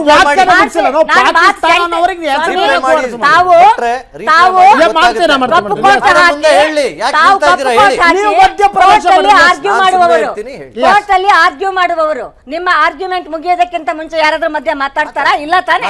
so have patience, have patience first. Yes, and respect others. ನಿಮ್ಮ ಅಂತರಾಳದಲ್ಲಿ ಕೋಪಗೊಳ್ಳಬೇಡಿ. ಅಂತರಾಳದಲ್ಲಿ ಕೋಪಗೊಳ್ಳಬೇಡಿ. ಇದು ಭಾರತದ ಒಂದೇ ಕಡೆ ಇಷ್ಟೊಂದು ಫ್ರೀಡಮ್ ಸಿಗೋದು. ಪಾಕಿಸ್ತಾನನ ಬ್ಲೇಮ್ ಮಾಡೋಷ್ಟಿಲ್ಲ ಅಂತ ಫ್ರೀಡಮ್ ಭಾರತದಲ್ಲಿ ಆಗ್ಬೋದು. ಹೇಳಿ ಒಂದು ನಿಮಿಷ, ನಿಮ್ಗೆ ಒಂದು ಮಾತಾಡ್ತೀವಿ. ಒಂದ್ ನಿಮಿಷ, ನೀವು ಪಾಕಿಸ್ತಾನ್ ಟಿವಿಗಳು ನೋಡಿದಿರಾ? Have you ever watch? ಬಿಟ್ರೆ ಪಾಕಿಸ್ತಾನ್ ಟಿವಿಗಳಲ್ಲಿ ಇಂಡಿಯಾದಲ್ಲಿಲ್ಲ, ನೀವು ಗೊತ್ತಿಲ್ಲ, ನೀವು ನೋಡಿಲ್ಲ. ನಾನು ಹೇಳೋದು ಇನ್ನೊಬ್ಬರನ್ನ ಗೌರವಿಸೋದು ಫಸ್ಟ್ ಕಲಿಯಕ್ ಹೇಳಿ ಅವರಿಗೆ. ಕಲ್ತಿದೀವಿ. ಪಾಕಿಸ್ತಾನ ಶಬ್ದ ಅವ್ರು ಹೇಳ ಮುಗಿಸ್ಲ ಮಂಡನೆ ಮಾಡಿ. ನಿಮ್ ಪರ್ಮಿಷನ್ ಏನ್ ಬೇಕಾಗಿಲ್ಲ, ನಾನು ಮಂಡನೆ ಮಾಡೋದಕ್ಕೆ. ಸುಮ್ನೆ ಕೂತ್ಕೊಳ್ಳಿ ಅಷ್ಟೇನೆ. ನನ್ನ ಪ್ರಶ್ನೆ ಇರೋದು, ಇದರಲ್ಲಿರುವಂತಹ ಒಂದು ಅಂತಾರಾಷ್ಟ್ರೀಯ ರಾಜಕಾರಣ ಇದೆಯಲ್ಲ, ಅವುಗಳನ್ನ ಹ್ಯಾಂಡಲ್ ಮಾಡ್ದೇನೆ. ಈಗ ಹುರಿಯತ್ತವ್ರನ್ನ ಅರೆಸ್ಟ್ ಮಾಡಿ ತಪ್ಪು ಯಾಕೆ ಮಾಡಿದ್ರಿ ಅಂತ ನಾನು ಕೇಳ್ತಾ ಇಲ್ಲ. ಈ ದೇಶದ ಭದ್ರತೆಗೆ ಆಂತರಿಕ ಇರ್ಬೋದು, ಗಡಿಯ ತೊಂದರೆ ಇರ್ಬೋದು, ಅಂಥದ್ದಕ್ಕೆ ಯಾರೇ ಧಕ್ಕೆ ಮಾಡ್ತಾರಾದ್ರೆ ಡೆಫಿನೆಟ್ಲಿ ನಮ್ಮ ಪ್ರಿರಾಗೇಟಿವ್ ಅದು, ಅದನ್ನ ಕಾಪಾಡೋಂಥ, ಈ ದೇಶವನ್ನ ಕಾಪಾಡೋದು ನಮ್ಮ prerogative, each individual of this country. ಅದು ನನಗಿರೋ ಅಂಥದ್ದು. ಇದನ್ನ ಇಷ್ಟೇ ಸೀಮಿತವಾಗಿ ನೋಡದೇನೆ ಇದರ ಹಿಂದೆ ಇದ್ದು ಒಂದು ಇಂಡಿಯಾ ಮತ್ತು ಪಾಕಿಸ್ತಾನದ ಮಧ್ಯೆ ಸದಾ ಗಲಾಟೆ ಆಗಬೇಕು, ಇಂಡಿಯಾ ಮತ್ತು ಅಫ್ಘಾನಿಸ್ತಾನ ಮಧ್ಯೆ ಸದಾ ಗಲಾಟೆ ಆಗಬೇಕು ಅನ್ನುವಂತಹ ಇಡೀ ವಿಶ್ವದ ದೊಡ್ಡಣ್ಣ ಅಮೆರಿಕ ಇದ್ದಾರಲ್ಲ, ಅದು ಸ್ವಲ್ಪ ಬೇಜಾರಾಗತ್ತೆ ಅವರಿಗೆ. ಅದರ ಒಂದು ಕುಯುಕ್ತಿಯನ್ನ ಕೂಡ ನಾವು ಪ್ರಶ್ನೆ ಮಾಡದೇ ಇದ್ರೆ ಅಲ್ಲಿ ನನಗಿರೋಂಥದ್ದು ನಮ್ಮ ಕೇವಲ ಈ ಎರಡು ಗಡಿಯ ಮಧ್ಯ ಮಾತ್ರ ಅಲ್ಲ, ಅದರ ಆಚೆ ಇರುವಂತಹ ಶಕ್ತಿಗಳ ಬಗ್ಗೆ ಕೂಡ ಗಮನ ಹರಿಸಬೇಕಾದಂತಹ ಅಗತ್ಯ ಇದೆ. ಆದ್ರೆ ಈ ದೇಶದ ಭದ್ರತೆಗೆ ಧಕ್ಕೆ ತರೋದಕ್ಕೆ ಯಾರಾದ್ರೂ ಇಂಥ ಕೆಲಸ ಮಾಡ್ತಾ ಇದ್ರೆ, ಪಾಕಿಸ್ತಾನದಲ್ಲಿ ಹೋಗಿ ಹಣ ಕಲೆಕ್ಟ್ ಮಾಡ್ಕೊಂಡು ಬಂದು ಇಲ್ಲಿ ಉಗ್ರರಿಗೆ ಕೊಡ್ತಾ ಇದ್ರೆ, ಈ ದೇಶದ ಭದ್ರತೆಗೆ ಯಾರೇ ಆಗಿರಲಿ ಅವರು ಪ್ರತ್ಯೇಕತಾವಾದಿಗಳನ್ನ ಇವತ್ತು ಬಂಧಿಸಿದ್ದಾರೆ, ಅದು ಸ್ವಾಗತಾರ್ಹ. ಇವತ್ತು ಈ ಕೆಲಸವನ್ನು ಸರ್ಕಾರ ಮುಂಚೆನೇ ಮಾಡಬೇಕಾಗಿತ್ತು. ಯಾಕೆಂದರೆ ಶಾಲಾ ಮಕ್ಕಳು ಇವತ್ತು ಬೀದಿಗಳಲ್ಲಿ ನಿಂತು ಕಲ್ಲನ್ನು ಹೊಡೆಯುವಂಥ ಸ್ಥಿತಿಗೆ, ಪೊಲೀಸರಿಗೆ ಹೊಡೆಯುವಂಥ, ಅಲ್ಲಿ ಶಾಂತಿ ಸುವ್ಯವಸ್ಥೆಯನ್ನು ಕಾಪಾಡುವಂಥ ಪೊಲೀಸ್ನವ್ರಿಗೆ, ಮಿಲಿಟರಿಯವ್ರ ಮೇಲೆ ಕಲ್ಲನ್ನು ಹೊಡೆಯುವಂಥ ಒಂದು ಉದ್ದಿತ ಸ್ಥಿತಿಯನ್ನು ನಿರ್ಮಾಣ ಮಾಡಿದವರು ಈ ಪ್ರತ್ಯೇಕತಾವಾದಿಗಳು. ಅಲ್ಲಿಯ ಮಕ್ಕಳಲ್ಲಿ ಜೊತೆ ನಮ್ಮ ಪಾಲಿಸಿ ಅಲ್ಲಲ್ಲ ಅದು ಇಂಜೆಕ್ಟ್ ಮಾಡೋದಕ್ಕೆ ಅವರು ಒಂದು ಏಜೆನ್ಸಿ, ಸಮಸ್ಯೆಯನ್ನ ಅದೊಂದು ಏಜೆನ್ಸಿ ಆಗಿದೆ. ಸಮಸ್ಯೆ ಹೇಳ್ತೀನಿ ಕೇಳಿ. ನಾವು ಕಾಶ್ಮೀರದ ಬಗ್ಗೆ ಮಾತನಾಡುವಾಗ ಅಲ್ಲಿಯ ಜನರನ್ನ ಹೊರತುಪಡಿಸಿ ಹೊರಗಿಟ್ಟು ಮಾತಾಡ್ತೀವಿ. ಅಲ್ಲಲ್ಲ, ಜನರಿಗೆ ಯಾಕೆಂದ್ರೆ ನೀವು ಕಾಶ್ಮೀರ ಅಂದ್ರೆ, ನಾನು ಬಹಳ ಸಂದರ್ಭದಲ್ಲಿ ಹೇಳಿದಾಗ ಅದು ಭಾರತ ಮುಕುಟ ನಕಾಶೆ ಅಲ್ಲ. ಕಾಶ್ಮೀರ ಅಂದ್ರೆ ಅಲ್ಲಿಯ ನೆಲ, ಕಾಶ್ಮೀರ ಅಂದ್ರೆ ಅಲ್ಲಿಯ ಜನ, ಕಾಶ್ಮೀರ ಅಂದ್ರೆ ಬದುಕು, ಕಾಶ್ಮೀರ ಅಂದ್ರೆ ಅಲ್ಲಿಯ ಪರಂಪರೆ, ಇದರೆಲ್ಲರ ಒಟ್ಟು ಮೊತ್ತ ಇದೆಯಲ್ಲ. ಭಟ್ರೆ, ನಾನು ಏನು ಹೇಳಕ್ ಹೊರಟೆ ಅಂದ್ರೆ, ಅಲ್ಲಿಯ ಜನಗಳಲ್ಲಿ ವಿಷ ಬೀಜವನ್ನ ಬಿತ್ತಿ ಆ ಪ್ರತ್ಯೇಕತಾವಾದಿಗಳು ಅಂತ ಯಾಕೆ ಕರೀತಾರೆ ಅಂದ್ರೆ, ಆ ರಾಜ್ಯವನ್ನ ಪ್ರತ್ಯೇಕ ಮಾಡಲಿಕ್ಕೆ ಹೊರಟಂತ ಗುಂಪು ಪಾಕಿಸ್ತಾನದಲ್ಲಿ ಸೇರ್ಬೇಕು ಅಂತ ಗಿಲಾನಿ ಅಂಡ್ ಆಲ್ ಅದರ್ಸ್ ಆ ಜನ ಅವ್ರು ಏನ್ ಮಾಡಿದ್ರು, ಉಗ್ರವಾದ ಎಲ್ಲಿ ಫೇಲ್ಯೂರ್ ಆಗಕ್ಕೆ ಸ್ಟಾರ್ಟ್ ಆಯ್ತು, ಈ ಜನಗಳನ್ನೇ ಎತ್ಕಟ್ಟೋದಕ್ಕೆ ಹೊರಟರು.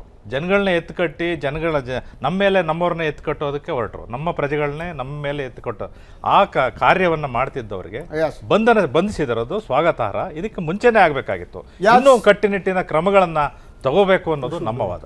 ವಿವೇಕ್ ರೆಡ್ಡಿ, ಇದು ಈಗ ವಿಮಲಾ ಹೇಳಿದ್ದಾಗಲಿ, ನಮ್ಮ ರಾಧಾಕೃಷ್ಣ ಅವರು ಹೇಳಿದ್ದಾಗಲಿ, ಒಂದು ನೀವು ಅವ್ರು ಬಂದಿರೋದ ಬಗ್ಗೆ ಏನು ವಿರೋಧ ಮಾಡ್ತಾ ಇಲ್ಲ, ಬಟ್ ಒಟ್ಟಾರೆ ಕಾಶ್ಮೀರದ ರಾಜಕಾರಣದ ಹಿನ್ನೆಲೆ, ಅದರ ಹಿಂದಿರುವ ಪಾತ್ರಗಳೇನಿವೆ, ಅಮೆರಿಕ ಅಂತ ದೇಶದ ಪಾತ್ರ ಅದು ಬಹಳ ಮುಖ್ಯ ಅನ್ನುವ ಮಾತನ್ನು ಅವ್ರು ಹೇಳಿದ್ದಾರೆ. ಇವರಿಗೆ ಈಗ ಸಹಜವಾಗಿಯೇ ಅಮೇರಿಕ ಇದರಿಂದ ಇದೆ, ಅಮೇರಿಕ ಎರಡು ದೇಶಗಳು ಹೊಡೆದಾಡಿ ಅಂತ ಸಂಜೆ ಇದೆ ಬಿಟ್ರೆ ಇದೆಯಲ್ಲ. Please, I want to know, ಒಂದು ನಿಮಿಷ. ನೀವು ಆ ಪಾಕಿಸ್ತಾನಕ್ಕೆ ನೋಡಿ ಶಸ್ತ್ರಾಸ್ತ್ರಗಳನ್ನು ಇದಕ್ಕೆ ಇನ್ನೊಂದು ಆಯಾಮವನ್ನು ಕೊಟ್ಟು ಇದನ್ನು ಇಶ್ಯೂ ಡೈವರ್ಟ್ ಮಾಡೋದು ಬೇಡ. ನಾವು ಇವತ್ತು ಒಂದೇ ಪ್ರಶ್ನೆ ಬಹಳ ಸರಳವಾಗಿ ಕಾಪಾಡ್ಕೋಬೇಕಾದಾಗ ನಾವು ಮೊದಲು ನಮ್ಮ ದೇಶವನ್ನು ದೃಢವಾಗಿ ಇಡಬೇಕು. ನಾವು ಬೇರೆಯವ್ರ ಬಗ್ಗೆ ನಾವು ಒಂದೇ ವಿಷಯವನ್ನ ಬಹಳ ಸರಳವಾಗಿ ಪಾರದರ್ಶಕವಾಗಿ ನಾವು ಅದನ್ನು ವಿಮರ್ಶೆ ಮಾಡೋಣ.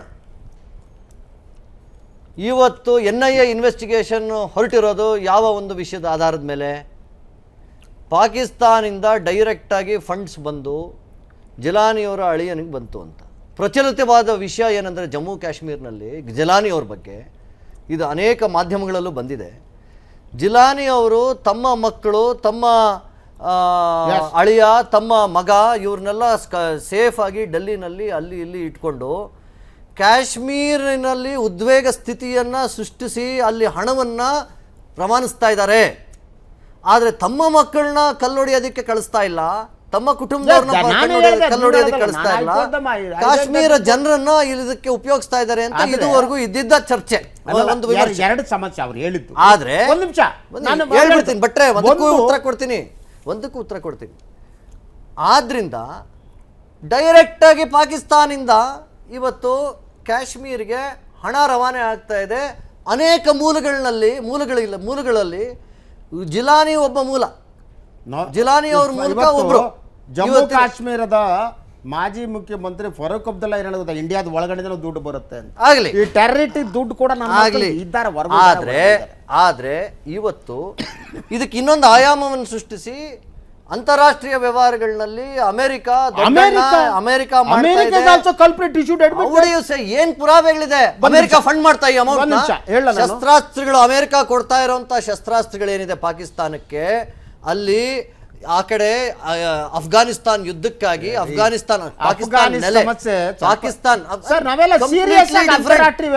Completely different. ಆದ್ರಿಂದ ಡೈವರ್ಟ್ ಮಾಡಬೇಡಿ. ಪಾಕಿಸ್ತಾನದಿಂದ ಇವತ್ತು ಹಣ ನಮ್ಮ ಇಂಡಿಯಾದವ್ರಿಗೆ ಹೇಗೆ ಬಂತು? ಅಲ್ಲಿಗೆ ಉಗ್ರ ಪರಿಸ್ಥಿತಿಗೆ ಸೀಮಿತ ಆಗಿಲ್ಲ. ಉಗ್ರ ಪರಿಸ್ಥಿತಿಗೆ ಈ ದೇಶದಲ್ಲಿ, ಈ ವಿಶ್ವದಲ್ಲಿ ಅಮೆರಿಕ ಎಲ್ಲೆಲ್ಲಿ ಯುದ್ಧೋನ್ಮಾದದಿಂದ ಯುದ್ಧವನ್ನ ಸೃಷ್ಟಿಸಿ ಶಸ್ತ್ರಾಸ್ತ್ರಗಳನ್ನು ಪೂರೈಕೆ ಮಾಡಿದೆ ಅಂತ ಹೇಳ್ಬೋದು. ನಾವು ಕೊಲ್ಲಿ ರಾಷ್ಟ್ರ ಇರ್ಬೋದು, ಅಫ್ಘಾನಿಸ್ತಾನ ಇರ್ಬೋದು. ನೋಡಿ, ವಿಶ್ವಸಂಸ್ಥೆನಲ್ಲಿ ವಿಶ್ವ ಮಟ್ಟದಲ್ಲಿ ಕಾಶ್ಮೀರ್ ಪಾಕಿಸ್ತಾನದ ಭಾಗ ಆಗಬೇಕು ಅಂತ ಹೇಳ್ತಾ ಇರೋರು ಯಾರು? ಪಾಕಿಸ್ತಾನ ತಾನೆ. ಪಾಕಿಸ್ತಾನಲ್ಲಿ ಉದ್ವಿಗ್ನ ಪರಿಸ್ಥಿತಿಯನ್ನು ಸೃಷ್ಟಿ ಮಾಡಿದ್ರೆ ನಮಗೆ ಲಾಭದಾಯಕ ಅಂತ ಹೇಳ್ತಾ ಇರೋರು ಯಾರು? ಭಾರತವನ್ನ 1000 ಕಟ್ಸ್ ಮೂಲಕ ನಾವು ಭಾರತಕ್ಕೆ ಪ್ರತಿ ಏಟ್ ಕೊಡಬೇಕು ಅಂತ ಹವಣಿಸ್ತಾ ಇರೋರು ಯಾರು? ಪಾಕಿಸ್ತಾನವ್ರು ತಾನೆ. ಇಷ್ಟೆಲ್ಲ ಗೊತ್ತಿದ್ರು ನಾವು ಇದಕ್ಕೆ ಅಂತಾರಾಷ್ಟ್ರೀಯ ಆಯಾಮವನ್ನು ಕೊಟ್ಟು ಆದ್ರಿಂದ ನಮ್ಮ ನೆರ ರಾಷ್ಟ್ರ ಏನಿದೆ, ನೆರೆ ರಾಷ್ಟ್ರ, ಆ ರಾಷ್ಟ್ರ ನಮ್ಮ ಮೇಲೆ ಹೂಡಿರೋ ಸಂಚನ್ನ, ಸಮಸ್ಯೆಯ ಮೂಲ ಏನು? ಸಮಸ್ಯೆಯ ಮೂಲ ನಮ್ಮ ರಾಷ್ಟ್ರದ ಮೇಲೆ, ನಮ್ಮ ರಾಷ್ಟ್ರದ ಏಕತೆ ಮೇಲೆ ಪರರಾಷ್ಟ್ರ ಹೊರ ರಾಷ್ಟ್ರ ಹೂಡಿದ ಒಂದು ಸಂಚನ್ನ ನಾವು ತಪ್ಪಾಗಿ ಅರ್ಥೈಸ್ಕೊಳ್ಳೋದು ಬೇಡ. ಬಹಳ ಸರಳವಾಗಿದೆ, ಮೂಲ ಅದೇ. ಸ್ವತಂತ್ರ ಧರ್ಮ ಮಾನ್ಯತೆ ವಿಚಾರಕ್ಕೆ ಸಂಬಂಧಿಸಿದಂತೆ ಸಚಿವ ಬಸವರಾಜ ರಾಯರೆಡ್ಡಿ ಯಡಿಯೂರಪ್ಪ ವಿರುದ್ಧ ಹರಿಹಾಯ್ದಿದ್ದಾರೆ. ವಿಧಾನಸೌಧದಲ್ಲಿ ಇವತ್ತು ಅವರು ಮಾತನಾಡಿದವರು ಯಡಿಯೂರಪ್ಪ ಲಿಂಗಾಯತ ಮುಖಂಡರಲ್ಲ, ವರ್ಣಭೇದ ನೀತಿಯನ್ನು ಒಪ್ಪಿಕೊಂಡ RSS ನಾಯಕರು ಅಂತ ಕಿಡಿಕಾರದರು. ವೀರಶೈವ ಮತ್ತು ಲಿಂಗಾಯತ ಬೇರೆ ಬೇರೆ ಅಲ್ಲ. ಹಿಂದುತ್ವ ಅಂದರೆ ಅದು ಮನುಸ್ಮೃತಿಯ ಅನುಯಾಯಿಗಳು, ವರ್ಣಾಶ್ರಮ ಪದ್ಧತಿಯನ್ನು ಜಾರಿಗೆ ತಂದವರು. ಹಿಂದುತ್ವಕ್ಕೂ ವೀರಶೈವರ ವೈಚಾರಿಕತೆಗೂ ಸಂಪೂರ್ಣ ವ್ಯತ್ಯಾಸ ಇದೆ. ವೀರಶೈವರಲ್ಲಿ ಮೂಢನಂಬಿಕೆ, ಪುನರ್ಜನ್ಮ ನಂಬಿಕೆ ಯಾವುದೂ ಇಲ್ಲ. ಸಮಾನತೆಯ ತತ್ವದ ಪ್ರತಿಪಾದಕರು ವೀರಶೈವ ಲಿಂಗಾಯತರು. ಹೀಗಾಗಿ ನಾವು ಹಿಂದುತ್ವದಿಂದ ಪ್ರತ್ಯೇಕ ಧರ್ಮ ಕೇಳ್ತಾ ಇದ್ದೀವಿ ಅಂತ ರಾಯರೆಡ್ಡಿ ಪ್ರತ್ಯೇಕ ಧರ್ಮ ಬೇಡಿಕೆಯನ್ನು ಸಮರ್ಥಿಸಿಕೊಂಡರು. ಇನ್ನು ಮುಖ್ಯಮಂತ್ರಿ ಧರ್ಮದ ಹೆಸರಲ್ಲಿ ರಾಜಕಾರಣ ಮಾಡ್ತಾ ಇದ್ದಾರೆ ಅನ್ನೋ ಆರೋಪವನ್ನು ತಳ್ಳಿ ಹಾಕಿದ ರಾಯರೆಡ್ಡಿ BSY ತಮ್ಮ ಹೇಳಿಕೆಯನ್ನು ವಾಪಸ್ ಪಡಿಬೇಕು ಅಂತಲೂ ಆಗ್ರಹಪಡಿಸಿದರು. ಪ್ರತ್ಯೇಕ ಧರ್ಮಕ್ಕೆ ಸಂಬಂಧಿಸಿದ ವೀರಶೈವ ಸಚಿವರು ರಾಜ್ಯ ಪ್ರವಾಸ ಮಾಡಿ ಮುಖ್ಯಮಂತ್ರಿಗಳಿಗೆ ವರದಿ ಸಲ್ಲಿಸಲಿದ್ದಾರೆ ಅಂತಲೂ ರಾಯರೆಡ್ಡಿ ಹೇಳಿದರು. ಅದಕ್ಕೆ ನಮ್ಮ ವಿಚಾರಗಳು ಬೇರೆ ಅದಾವಪ್ಪ. ನೀವು ಹಿಂದೂ ಧರ್ಮ ತಂದು ಹಿಂದುತ್ವ ಮಾಡ್ಕೊಂಡ್ಬಿಟ್ಟಿದ್ದೀರಿ. ಈಗ ಹಿಂದುತ್ವದ ಹೆಸರಿನಲ್ಲಿ ನಮ್ಮನ್ನು ಒಡೆದಾಡ್ತಾ ಇದ್ದೀರಿ. ಅದಕ್ಕೆ ನಮಗೆ ಪ್ರತ್ಯೇಕತೆ ಮಾಡಿ ಅಂತ ಹೊರಟು ಕೇಳ್ತಾ ಇರೋದು ಈ ವಿಚಾರಕ್ಕೆ ಹೊರತು ಬೇರೆ ಅಲ್ಲ. ಮತ್ತು ಅದರ ಜೊತೆಗೆ ಯಡಿಯೂರಪ್ಪನವರು ನಾ ಲಿಂಗಾಯತ್ ಲೀಡರು ಅಂತೇಳಿ ಎಲ್ಲರೂ ಅವ್ರನ್ನ ಬಣ್ಣಿಸ್ತಾರೆ. ಮತ್ತು ಲಿಂಗಾಯತರ ಲೀಡರ್ ಅವರು ಆಗಿದ್ದರೆ ಅವ್ರು ಹೇಳಬಾರ್ದಾಗಿತ್ತು ಈ ವಿಚಾರನ. ನೋಡಿ, ಇವತ್ತು ಅವರು ಲಿಂಗಾಯತರ ಅನ್ನೋದಕ್ಕಿಂತ ಅವರು RSS ಮುಖಂಡರು. ಯಾರು? ಯಡಿಯೂರಪ್ಪ ಪಕ್ಕಾ RSS man, a follower of RSS ಫಿಲಾಸಫಿಯನ್ನು ಒಪ್ಕೊಂಡಂಥವ್ರು, ಐಡಿಯಾಲಜಿ ಒಪ್ಕೊಂಡಂಥವ್ರು. ಈ RSS ಫಿಲಾಸಫಿ ಆ್ಯಂಡ್ ಐಡಿಯಾಲಜಿ ಹಿಂದುತ್ವದ ಮೇಲೆ ನಿಂತದೇ ಹೊರತು ಸಮಾನತೆಯ ತತ್ವಕ್ಕೆ ಅವ್ರು ಒಪ್ಕೊಳ್ಳೋದಿಲ್ಲ.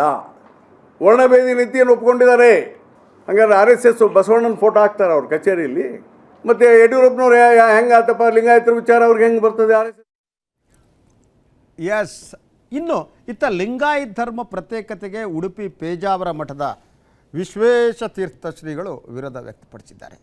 ಉಡುಪಿಯಲ್ಲಿ ಮಾತನಾಡಿದ ಅವರು, ಲಿಂಗಾಯತ ಧರ್ಮವನ್ನು ಬೇರ್ಪಡಿಸಿದರೆ ಅದು ಕಳವಳಕಾರಿ ಸಂಗತಿ, ಹಿಂದೂ ಧರ್ಮಕ್ಕೆ ಹಾನಿ ಆಗಬಾರ್ದು, ಆತ್ಮೀಯತೆಯ ಸಲಹೆಯನ್ನು ಕೊಡ್ತಾ ಇದ್ದೇನೆ. ವಿಷ್ಣು ಹಾಗೂ ಶಿವನ ಆರಾಧಕರು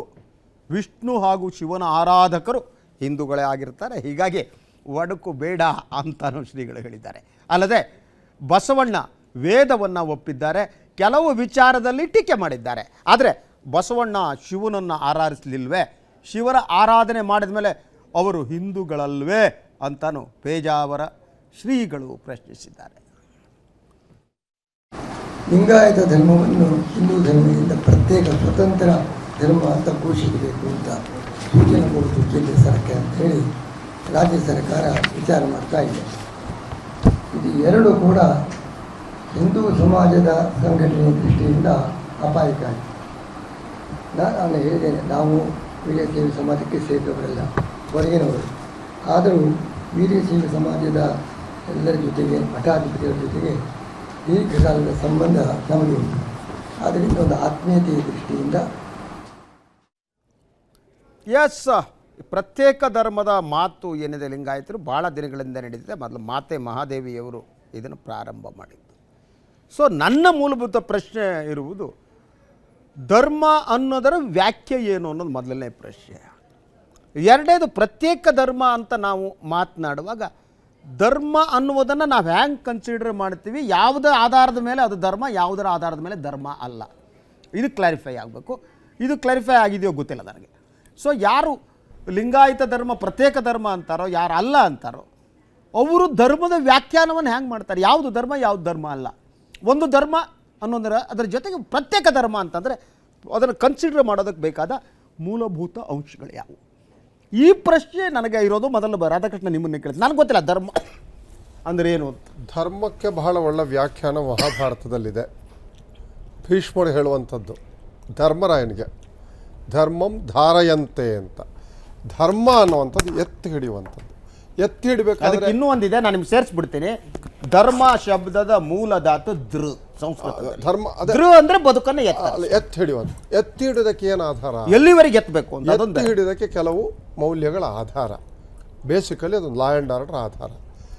ಆದ ಕಾರಣ ಧರ್ಮ ಬೇರೆ ಮತ ಬೇರೆ ಅಂತ ಹೇಳ್ತೀವಿ ನಾವು. ರಾಯರೆಡ್ಡಿ ಅವರು ಮಾತಾಡುವಾಗ ಒಂದು ಒಳ್ಳೆಯ ಮಾತನ್ನು ಹೇಳಿದರು. ಈಗ ಹಿಂದುತ್ವವನ್ನು ಇಟ್ಕೊಂಡಿದ್ದೀರಿ ಅಂದರೆ, ಈಗ ಹಿಂದುತ್ವ ಅಂತ ಹೇಳಿದರೆ ವಿನ ಹಿಂದೂಯಿಸಮ್ ಹೇಳಿಲ್ಲ ಅವರು. ಹಿಂದೂಯಿಸಮ್ ಬೇರೆ, ಹಿಂದುತ್ವ ಬೇರೆ. ಅಂದರೆ ಅದರ ವ್ಯತ್ಯಾಸ ಏನು? ಹಿಂದುತ್ವ ಅನ್ನುವಂಥ ಪದಕ್ಕೆ ಒಂದು ರಾಜಕೀಯ ಲೇಪ ಬಂದಿದೆ. ನಾನು ಒಂದು ಪ್ರಶ್ನೆ ಕೇಳ್ತೀನಿ. ಒಂದು ನಿಮಿಷ ನಾನು ಮಾತಾಡ್ತೀನಿ. ಉಳಿದೆಲ್ಲ ವಿಶ್ಲೇಷಣೆ ಏನು, ಲಿಂಗಾಯತರಿಗೆ ಒಂದು ಪ್ರತ್ಯೇಕ ಧರ್ಮ ಬೇಕು ಅನ್ನೋದನ್ನ ತಾವು ಸಪೋರ್ಟ್ ಮಾಡ್ತೀರಾ oppose? I want to know. ಇದು ಎಸ್ ಅಂಡ್ ನೋ ಕ್ವಶನ್ ಅಲ್ಲ, ಇದು ಕ್ವಿಜ್ ಅಲ್ಲ. ನಾನು ಒಂದೇ ದಯವಿಟ್ಟು ಬಿಟ್ರೆ ಯಾಕೆ ಹೇಳ್ತಾ ಇದ್ದೀನಿ ಉತ್ತರಿಸಬೇಕು ಅಂತ ಹೇಳಿದರೆ, ಅನೇಕ ದಿವಸಗಳಿಂದ ಇದೊಂದು ಕೂಗಿತ್ತು, ಇದೊಂದು ಡಿಮಾಂಡ್ ಇತ್ತು. ನಾವು ಲಿಂಗಾಯತರು ಬೇರೆ, ನಮಗೆ ಅಥವಾ ವೀರಶೈವರು ಬೇರೆ. ಅಲ್ಲಿ ಲಿಂಗಾಯತ ವೀರಶೈವ ಅನಿಸುತ್ತಾ ಲಿಂಗಾಯತರು ಬೇರೆ ಅಂತ? ನೋಡಿ, ಅವ್ರು ಹೇಳುವಾಗ ಮತ್ತೆ ಅವರು ಸ್ಪಷ್ಟೀಕರಣ ಮಾಡಿದ್ದಾರೆ. ಅಲ್ಲ, ನಿಮ್ಮನ್ನು ಕೇಳಿದೆ, ನೀವು ವಿದ್ವಾಂಸರು ಕೂಡ, ಅವರೇ ಪ್ರೊಫೆಸರ್ ಆಗಿದ್ದವರು, ಪ್ರಾಧ್ಯಾಪಕರಾಗಿದ್ದವರು, ಧರ್ಮ ಎಲ್ಲ ಓದ್ದವ್ರು. ನಾನು ವೈಯಕ್ತಿಕವಾಗಿ ಎಲ್ಲ ಧರ್ಮಗಳಲ್ಲ, ನಾನು ಎಲ್ಲ ಧರ್ಮಗಳನ್ನು ಗೌರವಿಸುವ ಧರ್ಮಾತೀತ ನಾನು. ಆದ ಕಾರಣ ಅದರ ಬಗ್ಗೆ ನಾನು ಮಾತಾಡೋದಲ್ಲ. ಅಲ್ಲಲ್ಲ, ನಾನು ಹೇಳ್ತೀನಿ, ನನ್ನ ವೈಯಕ್ತಿಕ ಅಭಿಪ್ರಾಯ ನಾನು ಹೇಳ್ತೀನಿ. I am a Jain, I am a Buddhist, I am a Hindu, I am a Christian, I am a Muslim. I try to get absorb the best things of it which equals to me. I am Brahmin. Definitely, because it also preaches equality. It preaches equality. ಸರ್ವೇ ಧರ್ಮ ಸರ್ವೇ ಜನ ಸುಖಿನ ಭವಂತ ಅಂತ ಹೇಳುವಂಥದ್ದು ಒಂದು ಈಕ್ವಾಲಿಟಿಯನ್ನು ಮಾಡುತ್ತೆ. ಅದನ್ನು ಹೇಳ್ತಾ ಅದರ ಮೂಲಕ ಮಾಡುವಂಥ ಒಂದು ಸಂಕುಚಿತವಾದಂಥ ಫ್ರೇಮ್ ವರ್ಕ್ ಇದೆಯಲ್ಲ, ಚೌಕಟ್ಟು, ಅದನ್ನು ಒಪ್ಪೋನಲ್ಲ ನಾನು. ಅದನ್ನು ಹೇಳ್ತಾ ಈಗ ಲಿಂಗಾಯತ ಮತ್ತು ವೀರಶೈವ ಧರ್ಮ ಇದೆಯಲ್ಲ, ಅವರ ಮತ ಇದೆಯಲ್ಲ, ಅದಕ್ಕೆ ನಮ್ಮ ಆಚಾರಗಳು ಈ ಹಿಂದುತ್ವದ ಇದಕ್ಕೆ ಬರೋದಿಲ್ಲ. ನಾವು ಸಮಾನತೆಯನ್ನು ಒಪ್ಕೊಳ್ಳೋಂಥವ್ರು ಆದ ಕಾರಣ ಮೂಲಭೂತ ಪ್ರಶ್ನೆ, ಈ ಪ್ರಶ್ನೆ ಒಂದು ಕೂಗೆದ್ದಿದೆ ಒಂದು ಸಮಾಜದಿಂದ. ಸರ್ಕಾರ ಏನು ಮಾಡೋಕ್ಕಾಗ್ತದೆ? ಇದನ್ನು ಸರ್ಕಾರ ಮಾಡೋಕ್ಕಾಗೋದಿಲ್ಲ. ಸರ್ಕಾರ ಮಾಡಬೇಕಾದ್ರೆ ಕೇಂದ್ರ ಸರ್ಕಾರದ ಹೋಮ್ ಡಿಪಾರ್ಟ್ಮೆಂಟ್ ಇದನ್ನು ಎಕ್ಸಾಮಿನೇಷನ್ ಮಾಡಬೇಕು ಸ್ವಾಮಿ. ಅದನ್ನು ಮಾಡಬೇಕಾದ ಕಾರಣ ಒಂದು ಚರ್ಚೆ, ಒಂದು ಡಿಸ್ಕಷನ್ ಅಲ್ಲ ಅಂತ ಹೇಳಿ ಈಗ ಒಂದು ಡಿಸ್ಕಷನ್ ಆಗ್ಬಿಟ್ಟಿದೆ ಅಂತ ಯಾಕೆ ಹುನ್ನಾರ? ನನಗೆ ಇವತ್ತು ಕೂಡ ಒಂದು ಧರ್ಮ ಅಂದರೆ ಏನು ಅನ್ನೋದು ನಾನು ಸಂಸ್ಕೃತ ಹಲವು ಉದಾಹರಣೆ ಕೊಡಬಲ್ಲೆ.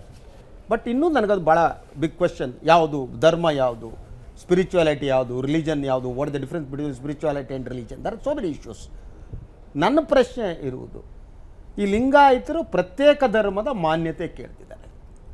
ನನಗೆ ಒಂದು ಧರ್ಮವನ್ನು ಕನ್ಸಿಡರ್ ಮಾಡಬೇಕಾದ್ರೆ ಅದಕ್ಕೆ ಒಂದು ಮೂಲ ಗ್ರಂಥ ಇರಬೇಕೆ, ಏನಿರಬೇಕು, ಯಾವುದು ಧರ್ಮ ಅಂತ ನೀವು ಹೇಳಬೇಕಾದ್ರೆ ಅದರ ಓವರ್ ಕ್ಯಾರೆಕ್ಟರಿಸ್ಟಿಕ್ಸ್ ಏನಿದೆ ಅದು ಏನಿರಬೇಕು? ಕೇವಲ ಯಾರೋ ಒಬ್ಬ ಇವರ ವಚನಗಳಿದ್ರೆ ಅದೇ ಸಾಕ ಧರ್ಮಕ್ಕೆ? ವಿಮಲಾ, ಅಲ್ಲ, ಇಲ್ಲಿ ಪ್ರಶ್ನೆ ಇರೋದು ಅದು ವಚನಗಳಿದ್ರೋ, ಧರ್ಮ ಗ್ರಂಥ ಇದ್ರೋ, ಶಾಸ್ತ್ರ ಇದ್ರೋ, ಸಂಪ್ರದಾಯ ಇದ್ರೋ ಅಂತ ಅನ್ನುವ ಚರ್ಚೆಗಿಂತ ನನಗಿರೋ ಅಂಥದ್ದು ಇವತ್ತು ಇಲ್ಲಿ ಚರ್ಚೆಗೆ ಎತ್ಕೋಬೇಕಾಗಿದ್ದು ಅಥವಾ ನಾವು ತಗೋಬೇಕಾಗಿರೋ ಅಂಥದ್ದು, ಈ ಲಿಂಗಾಯತ ಅಂತ ಅನ್ನೋದು ಹುಟ್ಟಿದ್ದೇನೆ 12ನೇ ಶತಮಾನದಲ್ಲಿ. ಬಸವಣ್ಣ ಹುಟ್ಟಿನಿಂದ ಎಲ್ಲರೂ ಸಮಾನರು, ಅಲ್ಲಿ ಮೇಲು ಕೀಳು ಇರುಕೂಡ್ದು ಅನ್ನುವ ಥರದಲ್ಲಿ ಇವತ್ತಿನ ಹಿಂದುತ್ವವಾದಿಗಳೇನು ಹೇಳ್ತಾ ಇದ್ದಾರಲ್ಲ ಅದಕ್ಕೆ ಪೂರ ವ್ಯತಿರಿಕ್ತ ಆದಂಥದ್ದು.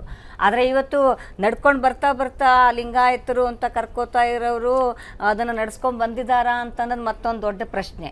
ಯಾಕೆಂತಂದರೆ ಬಸವಣ್ಣನ್ನೇ ದೇವ್ರು ಮಾಡಿಬಿಡುವಂತಹ ಸ್ಥಿತಿಗೆ ನಾವಿವತ್ತು ಬಂದು ನಿಂತಿದ್ದೀವಿ. ಅದು ಅತಿರೇಕದ ಮರ್ಮೋದಿಗೆ. ಅಂದರೆ ಒಂದು ಜಾತ್ಯತೀತ ಸಮಾಜವನ್ನು ಕಟ್ಟುವ ಕನಸು ಏನು ಬಸವಣ್ಣ ಕಂಡಿದ್ದ, ಅದರ ಪರಿಣಾಮ ಒಂದು ಜಾತೀಯತೆಯ ಒಂದು ಗುಂಪು ಸೃಷ್ಟಿ ಕಾರಣ ಆಯಿತು. ಅಲ್ಲ, ಅಂದ್ರೆ ಆ ಮಟ್ಟಕ್ಕೆ ಬಂದ್ಬಿಟ್ಟಿದೆಯಲ್ಲ, ಬಹುಶಃ ಮತ್ತೊಮ್ಮೆ ಅದು ಒಂದು ಚರ್ನಿಂಗ್ ನಡೆದು ಬಸವಣ್ಣನ ನಿಜವಾದ ಆಶಯದ ಒಂದು ಜಾತ್ಯತೀತ ಕಲ್ಪನೆ, ಸಮಾನತೆಯ ಕಲ್ಪನೆಯನ್ನು ತರಲಿಕ್ಕೆ ಸಾಧ್ಯ ಆದರೆ ಅದನ್ನ ನಾನು ಧರ್ಮ ಅಂತ ಹೇಳಕ್ ಇಷ್ಟಪಡ್ತೀನಿ. ಧರ್ಮಕ್ಕೊಂದು ಗ್ರಂಥ ಇದೆಯೋ, ವಚನವೋ, ತತ್ವವೋ, ಇನ್ನೊಂದೋ ಮತ್ತೊಂದೋ ಅನ್ನೋದಕ್ಕಿಂತ ಅಲ್ಲ, ಅದೆಲ್ಲದಕ್ಕಿಂತ ನನಗನ್ಸೋದು ಏನು ಬಸವಣ್ಣನ ಪ್ರೀಚ್ ಮಾಡ್ಕೊಂಡು ಅವ್ರ ವೈದಿಕತೆಯ ವಿರುದ್ಧ ಸಿಡಿದೆದ್ದು ತಾನೇ ಬಂದಿದ್ದು, ಮೂರ್ತಿ ಪೂಜೆಯ ವಿರುದ್ಧ ಸಿಡಿದೆದ್ದು ತಾನೇ ಬಂದಿದ್ದು, ವೈದಿಕ- ಜಾತಿ ವ್ಯವಸ್ಥೆಯ ವಿರುದ್ಧ ಅಲ್ಲಲ್ಲ ಸಿಡಿದೆದ್ದು ತಾನೇ ಆದ್ರೂ ಬಂದಿದ್ದು. ನೋಡಿ ಅವರ ಬಸವಣ್ಣ ಮೂರ್ತಿ ಪೂಜೆಯ ವಿರುದ್ಧ ಅವನು ಬಂದರೂ ಕೂಡ ಅವನು ಕೈಯಲ್ಲಿ ಲಿಂಗವನ್ನು ಹಿಡ್ಕೊಂಡು ಆ ಅವನಿಗೆ ಗೊತ್ತಿತ್ತು ಅಲ್ಲ, ಅವನಿಗೆ ಆ ಲಿಂಗ ಇದೆಯಲ್ಲ, ಲಿಂಗ ಅಗೈನ್ ಅದು ಆತ್ಮಲಿಂಗ, ಅದರ ಲೀನವಾಗುವಂಥದ್ದು. ಲಿಂಗ ಅನ್ನುವಂಥ ಪದಕ್ಕೆ ಅರ್ಥ. ಸಂಕೇತವೇ ಹೊರತು ಅದು ಮೇಡಮ್, ದೇವರಲ್ಲ. ಒಂದು ನಿಮಿಷ. ನೋ ನೀವು ಯಾವುದೇ ಮೂರ್ತಿ ಅನ್ನೋದು ಸಂಕೇತ ಅಲ್ಲ ನಾನು ಅಲ್ವಾ? ಅಲ್ಲ ಇರ್ಬೋದು, ಆದ್ರೆ ನೀವು ಬಸವಣ್ಣ ಕೊಟ್ಟಂತ ಮೂರ್ತಿ ಪೂಜೆ ಸಂಪೂರ್ಣ ನಿರಾಕರಣೆ ಮಾಡಿದ ಇಸ್ಲಾಂ ಮಾತ್ರ. ನಾನು ಹೇಳ್ತಾ ಇರೋದು ಇಸ್ಲಾಂ has rejected, ಬಸವಣ್ಣನ ಆ ಲಿಂಗದ ಕಲ್ಪನೆ ಆದ್ರೆ ಇದೆಯಲ್ಲ, ಲಿಂಗ ನಾನು ಹೇಳ್ತಾ ಇರೋದು ಅದನ್ನ ನೀವು ಸಂಪೂರ್ಣ ಒಪ್ಕೊಳ್ಳೋದು. ಲಿಂಗ ನೀವು ಮೊದ್ಲಿದ್ದಂಗೆ ಕೆಳಗಡೆ ಪಾಣಿಪೀಠ ಇದೆ, ಮೇಲೆ ಇದಿದೆ, ಅದು ಸಂಪೂರ್ಣವಾಗಿ ಆತ್ಮಲಿಂಗದ ಹೆಂಗ್ ಅಲ್ಲ ಹೇಳ್ತಾರೆ? ನಾನು ಹೇಳ್ತಾ ಹೊರಗಡೆ ಇರೋದು ಕೂಡ ಸಂಕೇತ ಅದು. ಅದನ್ನ ಬಸವಣ್ಣ Okay, ಅದಕ್ಕೆ you deny it? ಬಸವಣ್ಣ ಅದಕ್ಕೆ ಕೊಟ್ಟಿರೋ ಅಂತದ್ದು ಅರಿವು ಅನ್ನುವ ನೆಲೆನಲ್ಲಿ ಅದು ತನ್ನೊಳಗೆ- ತತ್ವದ ಬಟ್ ಹೊರಗಡೆ ಇರೋದು ಮೂರ್ತಿ ತಾನೇ. ಯಾಕೆ ಪ್ರಸಾದ್ ಗೌಡ್ರೆ? ಇವತ್ತು ಕನ್ನಡ ನಮ್ಮ ರಾಜ್ಯದಲ್ಲಿ ಹಲವಾರು ಸಮಸ್ಯೆಗಳಿದ್ದಾವೆ. ಆ ಸಮಸ್ಯೆಗಳನ್ನು ಯೋಚನೆ ಮಾಡುವಂಥ ಕಾಲಘಟ್ಟದಲ್ಲಿ ಇವತ್ತು ನಮ್ಮ ರಾಷ್ಟ್ರಕ್ಕೆ ಕುವೆಂಪು ಅವರು ಒಂದು ಮಾತನ್ನು ಹೇಳಿದ್ದಾರೆ, ಏನಾದರೂ ಆಗು ಮೊದಲು ಮಾನವನಾಗುವಂತ. ನಾವು ಇವತ್ತು ಅದನ್ನು ನಾವೆಲ್ಲ ಕನ್ನಡ ಮಾತೆಯ ಮಕ್ಕಳು, ಕನ್ನಡಮ್ಮನ ಮಕ್ಕಳು, ಅದನ್ನು ತಲೆ ಒಳಗೆ ಇಟ್ಕೊಳ್ಳದೆ ಇವತ್ತು ರಾಜಕಾರಣಿಗಳು ಇವತ್ತು ಯಡಿಯೂರಪ್ಪನವ್ರು ಇರ್ಬೋದು. ಒಂದು ನಿಮಿಷ ಪೂರ್ತಿ ಕೊಡಿ, ಆಮೇಲೆ ನೀವೇನು ಬೇಕಾದ್ರೆ ಹೇಳಿ, ಯಾಕೆ ನಿಮ್ಮ ಭಾವನೆಗೆ ನಮ್ಮ ಹತ್ರ ಭಾಳ ಬೆಲೆ ಇದೆ.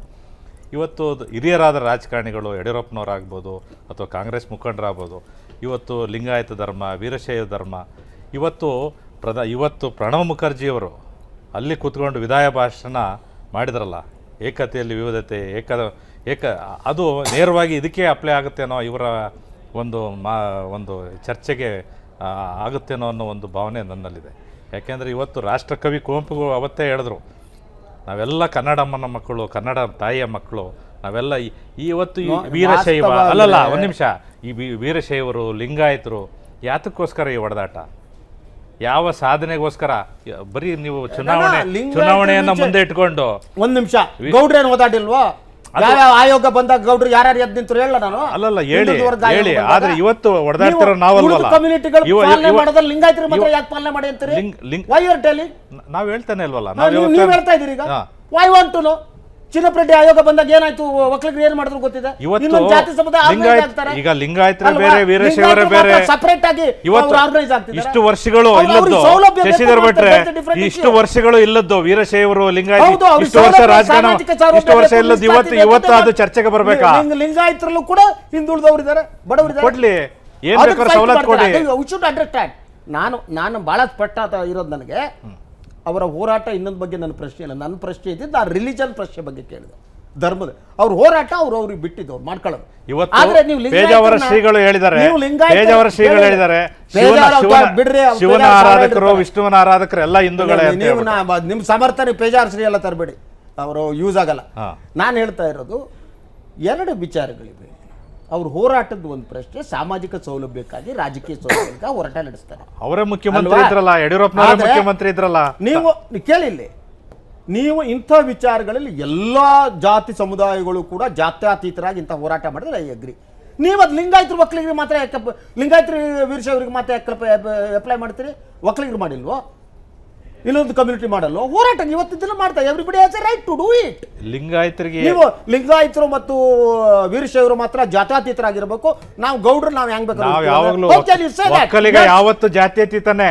ಅದಕ್ಕೆ ರಾಷ್ಟ್ರ ಕವಿ ಕುವೆಂಪು ಸ್ವತಃ ಒಕ್ಕಲಿಗರೇ ಆದ್ರೂ ಕೂಡ ನಾವೆಲ್ಲ ರಾಷ್ಟ್ರದ ಕವಿ, ನಮ್ಮ ಕಮ್ಯುನಿಟಿನಲ್ಲಿ ಒಟ್ಟು ಅದಕ್ಕೆ ಜಾತ್ಯತೀತರು ಅಂತ ನೀವು ಅವರೊಬ್ಬರನ್ನೇ ಕೋಟ್ ಮಿಸ್ಕೋಟ್ ಮಾಡಬೇಡಿ. ಅವರು ನಮ್ಮ ಜನಾಂಗದಲ್ಲಿ ಹುಟ್ಟಿದ್ರು ಕೂಡ ಅವರು ಜಾತ್ಯತೀತರಾಗಿದ್ರು ಅಂತ ಹೇಳಿ. ಬಸವಣ್ಣ ಆಗ್ಲಿ, ಕುವೆಂಪು ಆಗ್ಲಿ, ಅಂಬೇಡ್ಕರ್ ಆಗ್ಲಿ, ಅವರನ್ನ ಒಂದು ಜಾತಿಗೆ ಸೀಮಿತಗೊಳಿಸಬೇಡಿ, ಅವ್ರ ಹತ್ಯೆ ಮಾಡಬೇಡಿ. Don't do that. ಯಾವತ್ತು ಕುವೆಂಪು ನಮ್ಮವರು ಅಂತ ಹತ್ಯೆ ಪ್ರತಿದಿನ ಹತ್ಯೆ ಮಾಡ್ತಿದ್ದೀರಿ. ಅವರೆಲ್ಲ ಜಾತಿಯನ್ನ ಮೀರಿದವರು ಗೌಡ್ರೆ. ಶಶಿಧರ್ ಭಟ್ರೆ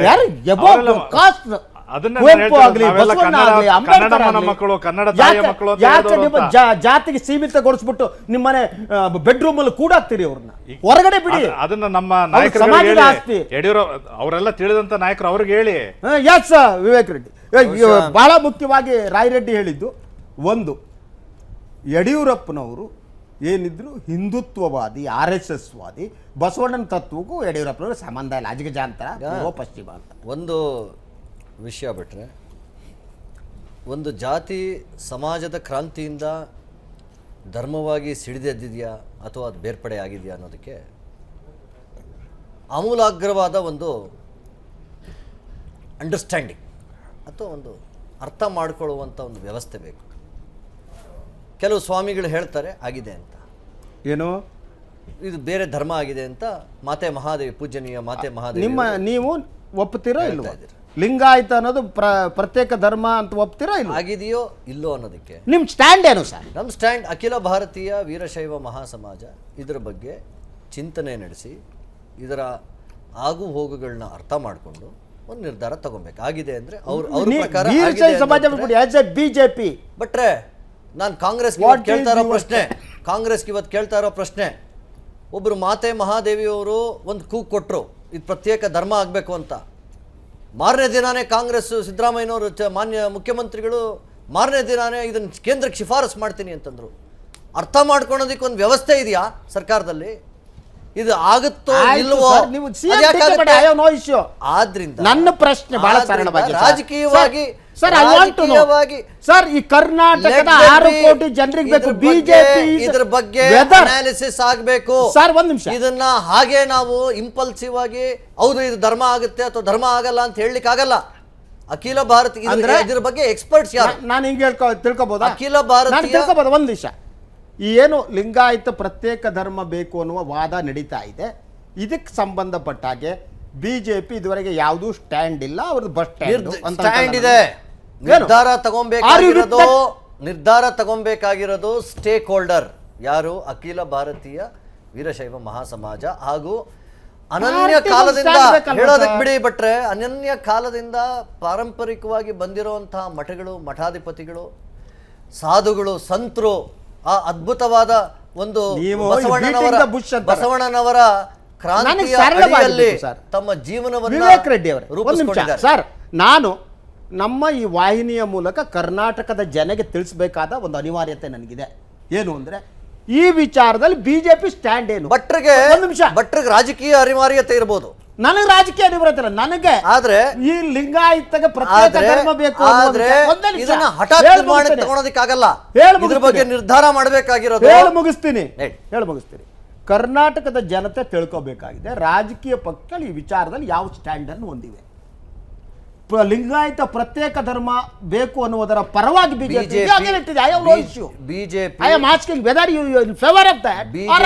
ಬಿಜೆಪಿ ಯಾವ ನಿರ್ಣಯಕ್ಕೂ ಬದ್ಧವಾಗಿಲ್ಲ. ಇದನ್ನು ರಾಜಕೀಯವಾಗಿ ಉಪಯೋಗಿಸ್ಕೊಳೋ ಒಂದು ಚಾಕಚಕ್ಯತೆನೂ ಬಿಜೆಪಿನಲ್ಲಿ ಇಲ್ಲ. ಆದರೆ ಬಿಜೆಪಿ ಹೇಳೋದು, ಭಾರತೀಯ ಜನತಾ ಪಾರ್ಟಿ ಹೇಳೋದೇನಂತಂದ್ರೆ ಆ ಸಮಾಜದವರು ನಿರ್ಧಾರ ತಗೊಂಡ್ಲಿ, ಅವರ ನಿರ್ಧಾರ ಅವರೇ ಸ್ಟೇಕ್ ಹೋಲ್ಡರ್ಸ್, ಅವರೇ. ನಾವು ಅವ್ರಿಗೆ ನಿರ್ಧಾರ ಬಿಡ್ತೀರಾ, ನಾವು ರಾಜಕೀಯದವ್ರ ನಿರ್ಧಾರ ತಗೊಬೇಕು ಅಂತಂದ್ರೆ ಸಿದ್ದರಾಮಯ್ಯನವರು ಇವತ್ತು ಹೇಳ್ತಾ ಇದ್ರು, ಸಿದ್ದರಾಮಯ್ಯನವರು ಇದನ್ನ ರವಾನಿಸ್ತೀನಿ ಅಂತ ಹೇಳ್ತಾ ಇದ್ದಾರೆ. ಇದನ್ನ ಬರೀ ಪೋಸ್ಟ್ ಬಾಕ್ಸಾ ಸಿದ್ದರಾಮಯ್ಯನವ್ರ ಕೆಲಸ? ಬರೀ ಪೋಸ್ಟ್ ಆಫೀಸ್ ಸಿದ್ದರಾಮಯ್ಯ? ಇದ್ರ ಬಗ್ಗೆ ನಾನು ತನಿಖೆ ಮಾಡ್ತೀನಿ ಅನ್ನೋ ಒಂದು ವಿವೇಚನೆ ಬೇಡವಾ ಸಿದ್ದರಾಮಯ್ಯನವರು? ಮಾನ್ಯ ಮುಖ್ಯಮಂತ್ರಿ ಕೇಂದ್ರಕ್ಕೆ ಶಿಫಾರಸ್ ಮಾಡ್ತೀನಿ ಅಂತ ಸಿಎಂ ಹೇಳಿದ್ದು ನಿಮ್ಗೆ ಭಯಕ್ಕೆ ಕಾರಣ ಆಯ್ತಾ? ಯಾಕೆ ಭಯಕ್ಕೆ ಕಾರಣ ಆಗ್ಬೇಕು? ಇದು ಇರ್ರೆಸ್ಪಾನ್ಸಿಬಲ್ ಡಿಸಿಷನ್. ಆಮೇಲೆ ಇದರ ಹಿಂದೆ ರಾಜಕೀಯ ಲೆಕ್ಕಾಚಾರ ಏನಿದೆ, ಒಡೆದು ಆಳುವ ಒಂದು ನೀತಿ ಏನಿದೆ, ರಾಜಕೀಯ ಲೆಕ್ಕಾಚಾರ ಏನಿದೆ. 4.5 ವರ್ಷ ಇದ್ರ ಬಗ್ಗೆ ಯಾವ ಚಕಾರ ಇರಲಿಲ್ಲ ಈ ಸರ್ಕಾರದ್ದು. ಇವತ್ತು ಪೂಜನೀಯ ಮಾತೆ ಮಹಾದೇವಿ ಹೇಳಿದ ತಕ್ಷಣ ಇಮಿಡಿಯೇಟ್ ಆಗಿ ನಿಮ್ಮ ಮಾರನೇ ದಿನಾನೇ ಸಿದ್ದರಾಮಯ್ಯನವರು ಏನ್ ಹೇಳ್ತಾ ಇದ್ದಾರೆ, ಇದನ್ನ ನಾನು ಶಿಫಾರಸು ಮಾಡೋದಕ್ಕೆ ಒಂದು ರೆಸ್ಪಾನ್ಸಿಬಲ್ ಪೊಸಿಷನ್ ನಲ್ಲಿ ಇದ್ದಾಗ ಪೂರ್ಣಗೊಳಿಸ್ಬಿಡ್ತೀನಿ. ಸಿದ್ದರಾಮಯ್ಯನವ್ರ ಮೇಲೆ ನಾವು ಕೇಳ್ತಾ ಇರೋ ಪ್ರಶ್ನೆ ಏನಂತಂದ್ರೆ, ಆದಿ ಕಾಲದಿಂದ ಬಂದಿರೋ ಒಂದು ಸಮಾಜ, 12ನೇ ಶತಮಾನದಿಂದ ಬಂದಿರೋ ಒಂದು ಸಮಾಜ, ಸಾಮಾಜಿಕ ಕ್ರಾಂತಿಯಿಂದ ಉದ್ಭವವಾಗಿರೋ ಒಂದು ಸಮಾಜ, ಆ ಸಮಾಜವು ಇವತ್ತು ಒಂದು ಕೋರಿಕೆಯನ್ನು ಇಟ್ಟಿದೆ, ಒಂದು ಬೇಡಿಕೆಯನ್ನು ಇಟ್ಟಿದೆ ಕೇಂದ್ರ ಸರ್ಕಾರದ ಮುಂದೆ ಆಗಲಿ, ರಾಜ್ಯ ಸರ್ಕಾರದ ಮುಂದೆ ಆಗಲಿ. ಅದ್ರ ಬಗ್ಗೆ ನಾನು ತನಿಖೆ ಮಾಡ್ತೀನಿ, ಅದ್ರ ಬಗ್ಗೆ ನನ್ನ ವಿವೇಚನೆಯನ್ನು ನಾನು no more serious more serious sorry ಭಟ್ರೆ ಮೋರ್ ಸೀರಿಯಸ್ ಅದ್ರ ಬಗ್ಗೆ ಅಷ್ಟು ನಾವು ಹಗುರವಾಗಿ ತಗೊಳೋದಕ್ಕಾಗಲ್ಲ ಅಂತ ಹೇಳ್ಬೋದಲ್ಲ. ನಾವು ಅಷ್ಟು ಹಗುರವಾಗಿ ತಗೊಳೋದಕ್ಕಾಗಲ್ಲ. ಆದ್ರಿಂದ ರಾಜಕೀಯ ಲೆಕ್ಕಾಚಾರಗಳು ಹೇಗೆ ಉಪಯೋಗಿಸ್ಕೊಂತ ರಾಜಕಾರಣಿಗಳು ಅಂತ ಗೊತ್ತಾಗುತ್ತೆ. ಎರಡನೇದಾಗಿ ಲಾಸ್ಟ್ ಪ್ರಶ್ನೆ, ಎರಡನೇದಾಗಿ ಇದಕ್ಕೆ ಇನ್ನೊಂದು ಆಯಾಮವನ್ನು ಸೃಷ್ಟಿ ಮಾಡಿದ್ದಾರೆ. ಏನು, ವೀರಶೈವರು ಬೇರೆ, ಲಿಂಗಾಯತರು ಬೇರೆ, ಧರ್ಮ ಬಗ್ಗೆ ನೀವು ಪ್ರತಿಪಾದನೆ ಮಾಡಿ. ಆದ್ರೆ ಬಸವರಾಜ್ ಕರಡ್ಡಿ ಅವರು ಇದನ್ನ ಹೇಗ್ ತಗೊಂತಾ ಇದಾರೆ ಅಂದ್ರೆ, ಈ ಚರ್ಚೆನ ಹೇಗ್ ತಗೊಂಡು ಹೋಗ್ತಾ ಇದಾರೆ ಅಂತಂದ್ರೆ ಪ್ಯೂರ್ಲಿ ಬರೀ ರಾಜಕೀಯವಾಗಿ ಚರ್ಚೆ ಅಂತ ತಗೊಂಡು ಹೋಗ್ತಾ ಇದಾರೆ. ಸಮಾಜ ಇನ್ನ ಒಗ್ಗೂಡುತ್ತೆ. ದಯವಿಟ್ಟು ಕಾಂಗ್ರೆಸ್ ಹೇಳ್ತಾ ಇದ್ದೀನಿ, ಈ ತರ ಮಾಡಬೇಡಿ. ಕೇಳಿ, ಸಮಾಜ ಇನ್ನ ಒಗ್ಗೂಡುತ್ತೆ. ಇಂತಹ ಸಂಚುಗಳ ಎದುರು ಅವರು ಬಹಳ ಸುರಕ್ಷಿತರಾಗ್ತಾರೆ. ಒಂದ್ ನಿಮಿಷ ಬರ್ತೇನೆ. ಇದ್ರ ಸಮಸ್ಯೆ ಏನ್ ಗೊತ್ತಾ ನಿಮ್ಗೆ? ನೀವು ಹಿಂದುತ್ವದ ಅಡಿಯಲ್ಲಿ ರಾಜಕಾರಣ ಮಾಡ್ತಿರುವವರು, ನಿಮಗೆ ಹಿಂದೂ ಸಮಾಜದ ಒಳಗೆ ನಡೆಯುವ ಇಂಥ ಸ್ಥಿತ್ಯಂತರಗಳೇನಿವೆ ಅದು ತಮಗೆ ಅಪಾಯಕಾರಿಯಾಗಿ ಕಾಣುತ್ತೆ. ಯಾಕೆ ಅಂದರೆ ಈ ಸ್ಥಿತ್ಯಂತರಗಳು ನಿಮ್ಮ ಹಿಂದುತ್ವದ ಪರಿಕಲ್ಪನೆ, ಹಿಂದುತ್ವದ ಎಜೆಂಡಾ ಏನಿದೆ ಅದನ್ನು ಒಡೆಯುವ ಕೆಲಸ. ನಿಮಗಿರುವ ಭಯ, ನಿಮ್ಮ ರಾಜಕೀಯ ವಿರೋಧಿಗಳು ಇದ್ದೇ ಇರುತ್ತೆ. ಅವರೇನು ದೇವ್ರ ಪೂಜೆ ಮಾಡ್ತಾ ಕೂತಿರ್ತಾರ? They will do it. ನೀವು ಹಿಂದುತ್ವ ಆಧಾರದಲ್ಲಿ ಮಾಡ್ತಿರೋದು they will try to break it. That is not wrong. Politically wrong ಅಲ್ಲ, ಇನ್ನೊಂದು ಥಿಯರಿ ರಾಂಗ್ ಆಗಿರೋದಕ್ಕೆ ನಾನು ಹೇಳ್ತಾ ಇರೋದು, ನಾವು ಇವತ್ತೇನು ಹೇಳಿದೀವಿ, ಅಖಿಲ ಭಾರತೀಯ ವೀರಶೈವ ಸಮಾಜ ಧರ್ಮ ಸರ್, ನನಗೆ ನಗು ಬರ್ತದೆ, ಆತಂಕ ಆಗೋದಿಲ್ಲ. ಯಾಕೆ ನಗು ಬರ್ತದೆ? ನರ್ವಸ್ನೆಸ್ ನೋಡಿ, ಒಂದು ರೀತಿ ಆತಂಕಗಳು ನೋಡಿ. ವೀರಶೈವರಾಗಲಿ ಲಿಂಗಾಯತರಾಗಲಿ ಈ ದೇಶದಲ್ಲಿ, ನಮ್ಮ ರಾಜ್ಯದಲ್ಲಿ ಅತ್ಯಂತ ಪ್ರಜ್ಞಾವಂತ ಜನತೆ. ಒಂದು ಪ್ರತ್ಯೇಕ ಧರ್ಮ ಅಂತ ಘೋಷಿಸಿಬಿಟ್ರೆ ಅಥವಾ ಇನ್ನೊಂದು ಮಾಡಿಬಿಟ್ರೆ ಅವರು ಜಾತಿಗೆ ಮಾರ್ಕೋತಾರೆ ಅಂತ ತಿಳ್ಕೊಳ್ಳೋಷ್ಟು ಮೂಡ್ರ ಇವರು ತಿಳ್ಕೊಳ್ಬೇಕು. ಅದು ಅತ್ಯಂತ ಅದು ಅತ್ಯಂತ ಪ್ರಜ್ಞಾವಂತವಾದ ಸಮಾಜ. ಅದು ನಾನು ಹೇಳುವಾಗ ಹೇಳಿದ್ದೀನಿ, ಸುಮ್ಮನೆ ಇರಬೇಕು. ನೀವು ಏನು ಗೊತ್ತಾ, ನೀವು BJP ಅವರು ಮಾತನಾಡೋದನ್ನು ನಿಲ್ಲಿಸೋದಕ್ಕೆ ನಿಮ್ಮ ಮಸಲು ಉಪಯೋಗಿಸ್ತೀರ, ಅದನ್ನು ನನ್ನ ಹತ್ರ ಉಪಯೋಗಿಸ್ತೀರಿ. ನೀವು ಹೇಳಿ. ನಾನು ಎಲ್ಲ ತರ್ಕವನ್ನು ನಿಮ್ಮ ಹತ್ರ ವೇದಾಂಗಗಳ ಮೂಲಕ ಮಾಡಬಲ್ಲ ಅಭಿರೆಡ್ಡಿ. ನಾನು ವಚನಗಳನ್ನು ಕೋಟ್ ಮಾಡಿ ಹೇಳಬಲ್ಲ, ಮಾತಾಡಬೇಡಿ. ಅನುಷ್ಠಾನವನ್ನು ಮಾಡಿದವನು ನಾನು ನಿಮಗೆ ಜಾಸ್ತಿ. ನಾನು ಹೇಳ್ತೀನಿ, ನಾನು ನಿಮಗೆ ಹೇಳ್ತಾ ಇದ್ದೀನಿ. ನಾನು ಯಾಕೆ ಹೇಳ್ತಾ ಇದ್ದೀನಿ ಅಂದರೆ, ಈ ಮಾತನ್ನು ನೋಡಿ, ಯಾರು ಕೂಡ ಒಂದು ಧರ್ಮ ಜಾತಿ ಹೇಳಿದ ತಕ್ಷಣ ಮಾಡುವಂಥ ಸ್ವಯ ಆಗುವಂಥ ಮೂಡ್ರಲ್ಲ ನಮ್ಮ ಜನ. ಇದೊಂದು ಅನೇಕ ಕಾರಣಗಳಿಂದ ಇದೊಂದು ಕೊಡುಗೆ ಬಂತು. ಬರೇ ಮಾತಾ ಮಹಾದೇವಿ ಅಲ್ಲ, ಅನೇಕ ಜನ ಸೇರಿ, ಅವರ ಸಮಾಜದವರು ಸೇರಿ ನಮ್ಮದೊಂದು ಧರ್ಮ ಬೇರೆ ಅಂತ ಹೇಳಿದಾಗ ಅದನ್ನು ಹೇಳಿಕೊಟ್ಟವ್ರು ಯಾರು? ನಮ್ಮ ರಾಜಕಾರಣಿಗಳು. ಅದ್ರ ಬಗ್ಗೆ ನಾನು ಮಾತಾಡೋದಿಲ್ಲ ಯಾರು ಅಂತ ಹೇಳಿದಾಗ ಇದೊಂದು ಚರ್ಚೆಗೆ ಬಿಟ್ಟಿದ್ದಾರೆ. ಬಸವರಾಜ ರೆಡ್ಡಿ ಅವರು ಎಷ್ಟು ಚೆನ್ನಾಗಿ ಹೇಳಿದ್ದಾರೆ ಅಂದರೆ, ಹಿಂದುತ್ವ ಅಂತ ಹೇಳಿದ್ದಾರೆ, ಹಿಂದೂಯಿಸಮ್ ಅಂತ ಹೇಳಿಲ್ಲ. ಹಿಂದುತ್ವ ಅಂತ ಹೇಳಿದಾಗ ನಾವೆಲ್ಲ ಹೋಗಿ ಎಲ್ಲ ಮಠಾಧೀಶರುಗಳನ್ನ ಭೇಟಿ ಮಾಡಿ ಅವರ ಒಪಿನಿಯನ್ ಕಲೆಕ್ಟ್ ಮಾಡ್ತೀವಿ ಅಂತ ಹೇಳಿದ್ದಾರೆ. ಇವರಿಗೆ ಆಗಲೇ ನಡುಕ ಯಾಕೆ ಬಂತ ಗೊತ್ತಾ? ನಾವು ಗುತ್ತಿಗೆ ಹಿಡ್ಕೊಂಡ್ಬಿಟ್ಟಿದ್ದೀವಿ, ಕೋಟೆ ಕಟ್ಬಿಟ್ಟಿದ್ದೀವಿ, ಇವರೆಲ್ಲ ನಮ್ಮ ಗುಲಾಮರು ಅದನ್ನು ಹೊಡಿತಾರೆ. ಇಲ್ಲ, ಆಗೋದಿಲ್ಲ. ಅದು ಎಲ್ಲರೂ ಪ್ರಜ್ಞಾವಂತರು, ಸರಿಯಾಗಿ ಓಟ್ ಮಾಡ್ತಾರೆ. ಅವರಿಗಿರೋ ಭಯ ಏನು ಅಂದ್ರೆ, ಲಿಂಗಾಯತರು ಸಂಪೂರ್ಣವಾಗಿ ತಮಗೆ ಬೆಂಬಲ ಕೊಡ್ತಾರೆ ಅಂತ ಹೆದರಿಕೆ. ನಮ್ದಿ ಕೊಡಲ್ಲ ಹಂಗೆ ಯಾರಿಗೂ. ಈ ತೀರ್ಮಾನದ ಲಿಂಗಾಯತರು ಹೊರಗಡೆ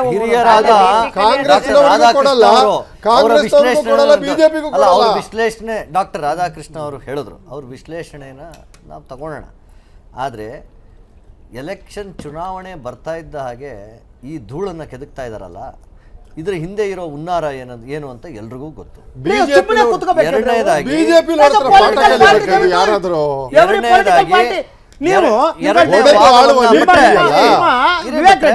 ನಿಮ್ಮ ವಿರೋಧಿ ರಾಜಕೀಯ ಪಕ್ಷಗಳೆಲ್ಲ ಸುಮ್ಮನೆ ಕೂತ್ಕೋಬೇಕು. ನೀವು ಕೋಮು ರಾಜಕಾರಣ, ಜಾತಿ ರಾಜಕಾರಣ.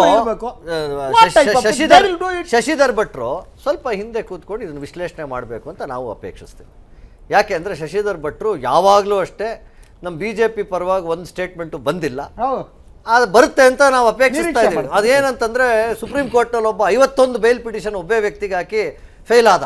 ಕೋರ್ಟ್ ಕೇಳಿದ್ರು, 52ನೇ ಬೇಲ್ ಪಿಟಿಷನ್ ಹಾಕಿದೆಯಲ್ಲ ಏನು ಅಂತ. ಸ್ವಾಮಿ, ಅದೇ ಲಾಯರ್ ಬಂದು ವಾದ ಮಾಡಿ 52ನೇ ಕೇಸ್ಗೆ ನೀವು ಕೊಡ್ತೀರಾ, ಒಂದು ಸ್ವಲ್ಪ ಧ್ಯೇಯ ಇರ್ತದೆ, ಕರುಣೆ ಇರ್ತದೆ ಅಂತ ನೀವು ಕೊಡ್ತೀರಾ ಅಂತ ಕೇಳ್ದ. ಆದರೂ ಕೋರ್ಟ್ ರಿಜೆಕ್ಟ್ ಮಾಡಿದ್ರು. ಆದ್ದರಿಂದ ನಾವು ಕೇಳೋ ಪ್ರಶ್ನೆ ಇಷ್ಟೇ, ಭಟ್ರೆ ಸ್ವಲ್ಪ ಆಲಿಸಿ. 4.5 ವರ್ಷ ಇದ್ರ ಬಗ್ಗೆ ಯಾವುದೂ ಪ್ರಶ್ನೆ ಇರಲಿಲ್ಲ ಸಿದ್ದರಾಮಯ್ಯನವ್ರ ಸರ್ಕಾರ. ಈಗ ಇವತ್ತು ಆ ಒಂದು ಸಮಾಜ, ನಮ್ಮ ಲಿಂಗಾಯತ ಸಮಾಜ, ಒಂದು ಯಡಿಯೂರಪ್ಪನವ್ರು ಹಿಂದೆ ಇದ್ದಾರೆ ಅಂತ ನೀವು ಊಹಿಸ್ಕೊಂಡಿದ್ದೀರಾ. ಯಡಿಯೂರಪ್ಪನವ್ರು ಹಿಂದೆ ಇದ್ದಾರೆ ನೀವು ಅನ್ಕೊಂಡಿದ್ದೀರಾ. ನೀವು ಹಾಗೆ ಅನ್ಕೊಂಡು ನೀವು ಅಲ್ಲಿ ಸಂಚು ಉಡಿಸಿ ಅಲ್ಲಿ ದ್ವಂದ್ವವಾದವನ್ನು ಸೃಷ್ಟಿ ಮಾಡೋದಕ್ಕೆ ಹೊರಟಿದ್ದೀರಾ. ಎಲ್ಲಿಗೆ ದ್ವಂದ್ವವಾದ ಅಂತಂದರೆ ಧರ್ಮ ಕೇಳಿ ತೊಂದರೆ ಇಲ್ಲ, ಆದರೆ ವೀರಶೈವರು ಲಿಂಗಾಯತರು ಬೇರೆ ಬೇರೆ ಅನ್ನೋ ವಾದವನ್ನ ಹೊಸ ಆಯಾಮಕ್ಕೆ ತಗೊಂಡು ಹೋಗ್ತಾ ಇದ್ದೀರಾ. ಅದ್ರಲ್ಲಿ ಗೊತ್ತಾಗುತ್ತೆ ಬಹಳ ಸ್ಪಷ್ಟವಾಗಿ ಗೊತ್ತಾಗುತ್ತೆ. ನಿಮ್ಗೊಂದು ನಿಮಿಷ, ನಿಮ್ಮ ಒಡೆದು ಆಳುವ ಒಂದು ನೀತಿ ನಿಮ್ಗೆ ಗೊತ್ತಾಗುತ್ತೆ. ಸುದ್ದಿ ಇರುತ್ತಾಳೆ ನಿಮ್ಗೆ ಹೇಳ್ತೀನಿ. ಒಂದು ವೀರಶೈವರ ಪಂಚಪೀಠಗಳು ಏನಿವೆ ಅವು ವೈದಿಕ ಪರಂಪರೆಯಲ್ಲಿ ಬಂದವರು. ಬಸವಣ್ಣನ ಒಪ್ಪಲ್ಲ ಅವರು, ಅವರಿಗೆ ರೇಣುಕಾಚಾರ್ಯ ಅವರ ಎಲ್ಲ ಆಚರಣೆ ವೇದಗಳನ್ನ ಒಂದನ್ನು ಮರ್ತಿದ್ದೀರಾ. ಇವತ್ತಿನ ಯುವಕರು ಏನಿದ್ದಾರೆ, ನನ್ನ ಫ್ರೆಂಡ್ಸ್ ಇದ್ದಾರೆ, ಲಿಂಗಾಯತ್ ಸಮಾಜದಲ್ಲಿ ನನ್ನ ಫ್ರೆಂಡ್ಸ್ ಇದ್ದಾರೆ, ಇವತ್ತಿನ ಯುವಕರು, ಸಾವಿರಾರು ಯುವಕರು, ಅವ್ರಿಗೆ ಈ ಭೇದ ಭಾವಗಳು ಬೇಕಿಲ್ಲ. ಅವ್ರ ಅಪೇಕ್ಷೆ ಒಗ್ಗಟ್ಟಿನಿಂದಿದ್ದೇವೆ, ದಯವಿಟ್ಟು ಹೊಡಿಬೇಡಿ. ಅದನ್ನ ಸ್ಪಷ್ಟವಾಗಿ ಆ ಸಂದೇಶವನ್ನು ಕೊಟ್ಟಿದ್ದಾರೆ. ನೀವು ಇತ್ತೀಚೆಗೆ ಬಂದಿರುವಂತ ವಾಟ್ಸ್ಆಪ್ ಗ್ರೂಪ್ಗಳು ನೋಡಿ, ದಯವಿಟ್ಟು ನಮ್ಮ ರಾಜಕಾರಣದ ವಾದಗಳನ್ನ, ಪ್ರಜಾಪ್ರಭುತ್ವ ವಾದಗಳನ್ನ ಒಂದು 8 ಶತಮಾನಕ್ಕೆ ಹಿಂದಕ್ಕೆ ತಗೊಂಡು ಹೋಗ್ಬೇಡಿ. ಆ ವಾದಗಳನ್ನ ಪ್ರಸ್ತುತವಾಗಿ ಚುನಾವಣೆಗಳು ಹತ್ರ ಬರುವಂತ ಈ ಸಂದರ್ಭದಲ್ಲಿ ಇವತ್ತು ಒಡೆದು ಆಳುವ ನೀತಿಯನ್ನು ಅನುಸರಿಸುತ್ತಿರುವ ಕಾಂಗ್ರೆಸ್ ಒಂದು ಕಡೆ, ಇನ್ನೊಂದು ಕಡೆ ಹಿಂದುತ್ವದ ಆಧಾರದ ಮೇಲೆ ರಾಜಕಾರಣ ಮಾಡ್ತಿರೋ ಬಿಜೆಪಿ ಒಂದು ಜೆಡಿಎಸ್. ಇವತ್ತು ರಾಜ್ಯದ ಜನ ಇವತ್ತು ಬಹಳ ಸೀರಿಯಸ್ ಆಗಿ ವಾಸ್ತವ ರಾಜಕಾರಣ ಈ ಒಡೆದು ಆಳುವ ನೀತಿಯಿಂದ ಮಾಡ್ತಿರೋ ಕಾಂಗ್ರೆಸ್ ಬೇಕು, ಇಲ್ಲ ಹಿಂದುತ್ವದ ಆಧಾರದ ಮೇಲೆ ರಾಜಕಾರಣ ಬಿಜೆಪಿ ಬೇಕು ಅಂತ ಈ ರಾಜ್ಯದ ಜನ ತೀರ್ಮಾನ ಮಾಡ್ತಾರೆ ಅನ್ನೋ ಒಂದು ನಂಬಿಕೆ ನಮಗಿದೆ. ಗೌಡ್ರೆ, ಪ್ರಸಾದ್ ಗೌಡ್ರ ಹೋದ್ರು ಅಲ್ಲೇ ಬರ್ತೀರಿ. ಬಟ್ ನೀವು ಕೂಡ ಜಾತಿ ರಾಜಕಾರಣ, ಬಿಜೆಪಿ ಕೋಮು ರಾಜಕಾರಣ. ಅವ್ರಿಗೆ ಜಾತಿಗಳು ಹಿಂದೂ ಎಲ್ಲ ಸಂಘಟಿತರಾಗಬೇಕು ಬೇಕು, ನಿಮಗೆ ಕೆಲವೇ ಜಾತಿ ಸಂಘಟಿತರಾಗುತ್ತೆ. ಇಲ್ಲಿ ಪ್ರಶ್ನೆ ಇರೋದು ವಾಸ್ತವ ಅಂತ ಹೇಳೋದಷ್ಟೇ. ಆ ಶ್ರೇಣೀಕೃತ ಸಮಾಜದಿಂದ ಹೊರಗಡೆ ಬರಕ್ ತಯಾರಿಲ್ಲ. ಈಗ ಭಯ ಆಗ್ತಾ ಇರೋದು ಅದೇನಾದ್ರೂ ಒಡೆದೋಗ್ಬಿಟ್ರೆ ನಮ್ ವೋಟ್ ಬ್ಯಾಂಕ್ ರಾಜಕಾರಣ. ಹಾಗಾದ್ರೆ ನೀವು ರಾಜಕೀಯದಲ್ಲಿ ಎಲ್ಲಾ ಸಾಧ್ಯ. ನಿಮ್ಮ ಮಾತನ್ನ ಒಪ್ತೀವಿ, ಒಂದು ಹಂತಕ್ಕೆ ಒಪ್ತೀವಿ. ರಾಜಕೀಯದಲ್ಲಿ ಯಾರು ಸುಮ್ನೆ ಕುತ್ಕೊಳಕ್ ಆಗಲ್ಲ. ಸುಮ್ನೆ ಕುತ್ಕೊಳ್ಳೋದಕ್ಕೆ ಯಾರು ರಾಜಕೀಯ ಮಾಡೋದಿಲ್ಲ, ಯಾರು ಕುತ್ಕೊಳ್ಳಲ್ಲ. ನಾವು ಕುತ್ಕೊಳ್ಳಲ್ಲ, ಕಾಂಗ್ರೆಸ್ನವರು ಕುತ್ಕೋಬಾರ್ದು, ಬಿಜೆಪಿಯವರು ಕುತ್ಕೋಬಾರ್ದು. ಮಂತ್ರ ಎಲ್ಲ ನಡೆಸ್ತಾನೆ ಇರಬೇಕು. ಹಿಂದುತ್ವದ ಅಂಬ್ರೆಲ್ಲಾದ ಒಳಗಡೆ ಎಲ್ಲ ಹಿಂದೂ ಜಾತಿಗಳನ್ನ ಒಳಗ್ ತಂದು ಕೋಮುವಾದಿಗಳಾಗಿ ಈ ಉಳಿದ ಮೈನಾರಿಟೀಸ್ ಹೊರಗಿಟ್ಟು as a matter of fact ಇದು ಎಲೆಕ್ಷನ್ ಕೊನೆಗೆ ಹೋಗ್ತಾ ಇರೋಂಥ ವರ್ಷ. ಇದರಲ್ಲಿ ಎಲ್ಲಾ ತರ ತಂತ್ರಗಳು ಎಲ್ಲಾ ರಾಜಕೀಯ ಪಕ್ಷಗಳು ಮಾಡ್ತವೆ. ಅದನ್ನು ವಾಸ್ತವಿಕ ವಿಶ್ಲೇಷಣೆ ವಾಸ್ತವಿಕವಾಗಿ. ಇನ್ನೊಂದು ಸಿದ್ದರಾಮಯ್ಯನವರ ಫೇಲ್ಯೂರ್ಸ್ ಏನಿದೆ, ಬಹಳ ಗಾಢವಾದ ಫೇಲ್ಯೂರ್ಸ್ ಇದೆ, ವೈಫಲ್ಯಗಳಿದ್ದಾವೆ. ಆ ವೈಫಲ್ಯಗಳನ್ನ ಮರೆಮಾಚೋದಿಕ್ಕೂ ಇದು ನಡೀತಾ ಇದೆ. ಇದನ್ನ ಡಿಫ್ಲೆಕ್ಟ್ ಮಾಡೋದಿಕ್ಕೆ ರಾಧಾಕೃಷ್ಣ ಅವರು ಒಪ್ಕೊಳಲ್ಲ. ಆದ್ರೆ ವಾಸ್ತವ there is a great failure in the government. ಗೊತ್ತಾಗ ಜನ ಉತ್ತರ ಕೊಡ್ತಾರೆ ಬಿಡಿ. ಬಂದಿರ ಇಲೆಕ್ಷನ್ ನಲ್ಲಿ ಯಾಕೆ ತಲೆ ಕೆಡಿಸ್ಕೊತಾರೆ? ಮೋದಿ ಅವರ ಸಕ್ಸಸ್ ಇದೆಯಲ್ಲ, ಆ ಸಕ್ಸಸ್ ಬಗ್ಗೆ ನಾನು ಮಾತಾಡೋದಿಲ್ಲ. ಅವರ ಸಕ್ಸಸ್ ಫೇಲ್ ಆಗುವಾಗ ಯಾವ ರಾಜಕಾರಣ ಬರ್ತದೆ ಅಂತ ಅವರಿಗೂ ಗೊತ್ತು. ನಿಜವಾದ ಒಳಗಡೆ ಇರುವಂತ ವಿವೇಕ್ ರೆಡ್ಡಿ ಒಂದು ಮಾತಾಡ್ಬಿಟ್ರೆ ಈಗ ಏನು ನಮ್ಮ ಯುವಕರು ಯಾವುದಕ್ಕೂ ಸೇರ್ಕೊಳ್ಳೋದಿಲ್ಲ ಅಂತ. ಅದನ್ನೇ ನಾನು ಕೂಡ ನಾವೆಲ್ಲ ಹೇಳಿದ್ದು, ನಮ್ಮ ಯುವಕರು ಯಾವುದಕ್ಕೂ ಸೇರ್ಕೊಳ್ಳೋದಿಲ್ಲ. ಇದರಿಂದ ಒಂದು ರಾಜಕೀಯ ಲಾಭವೂ ಆಗೋದಿಲ್ಲ, ನಷ್ಟವೂ ಆಗೋದಿಲ್ಲ.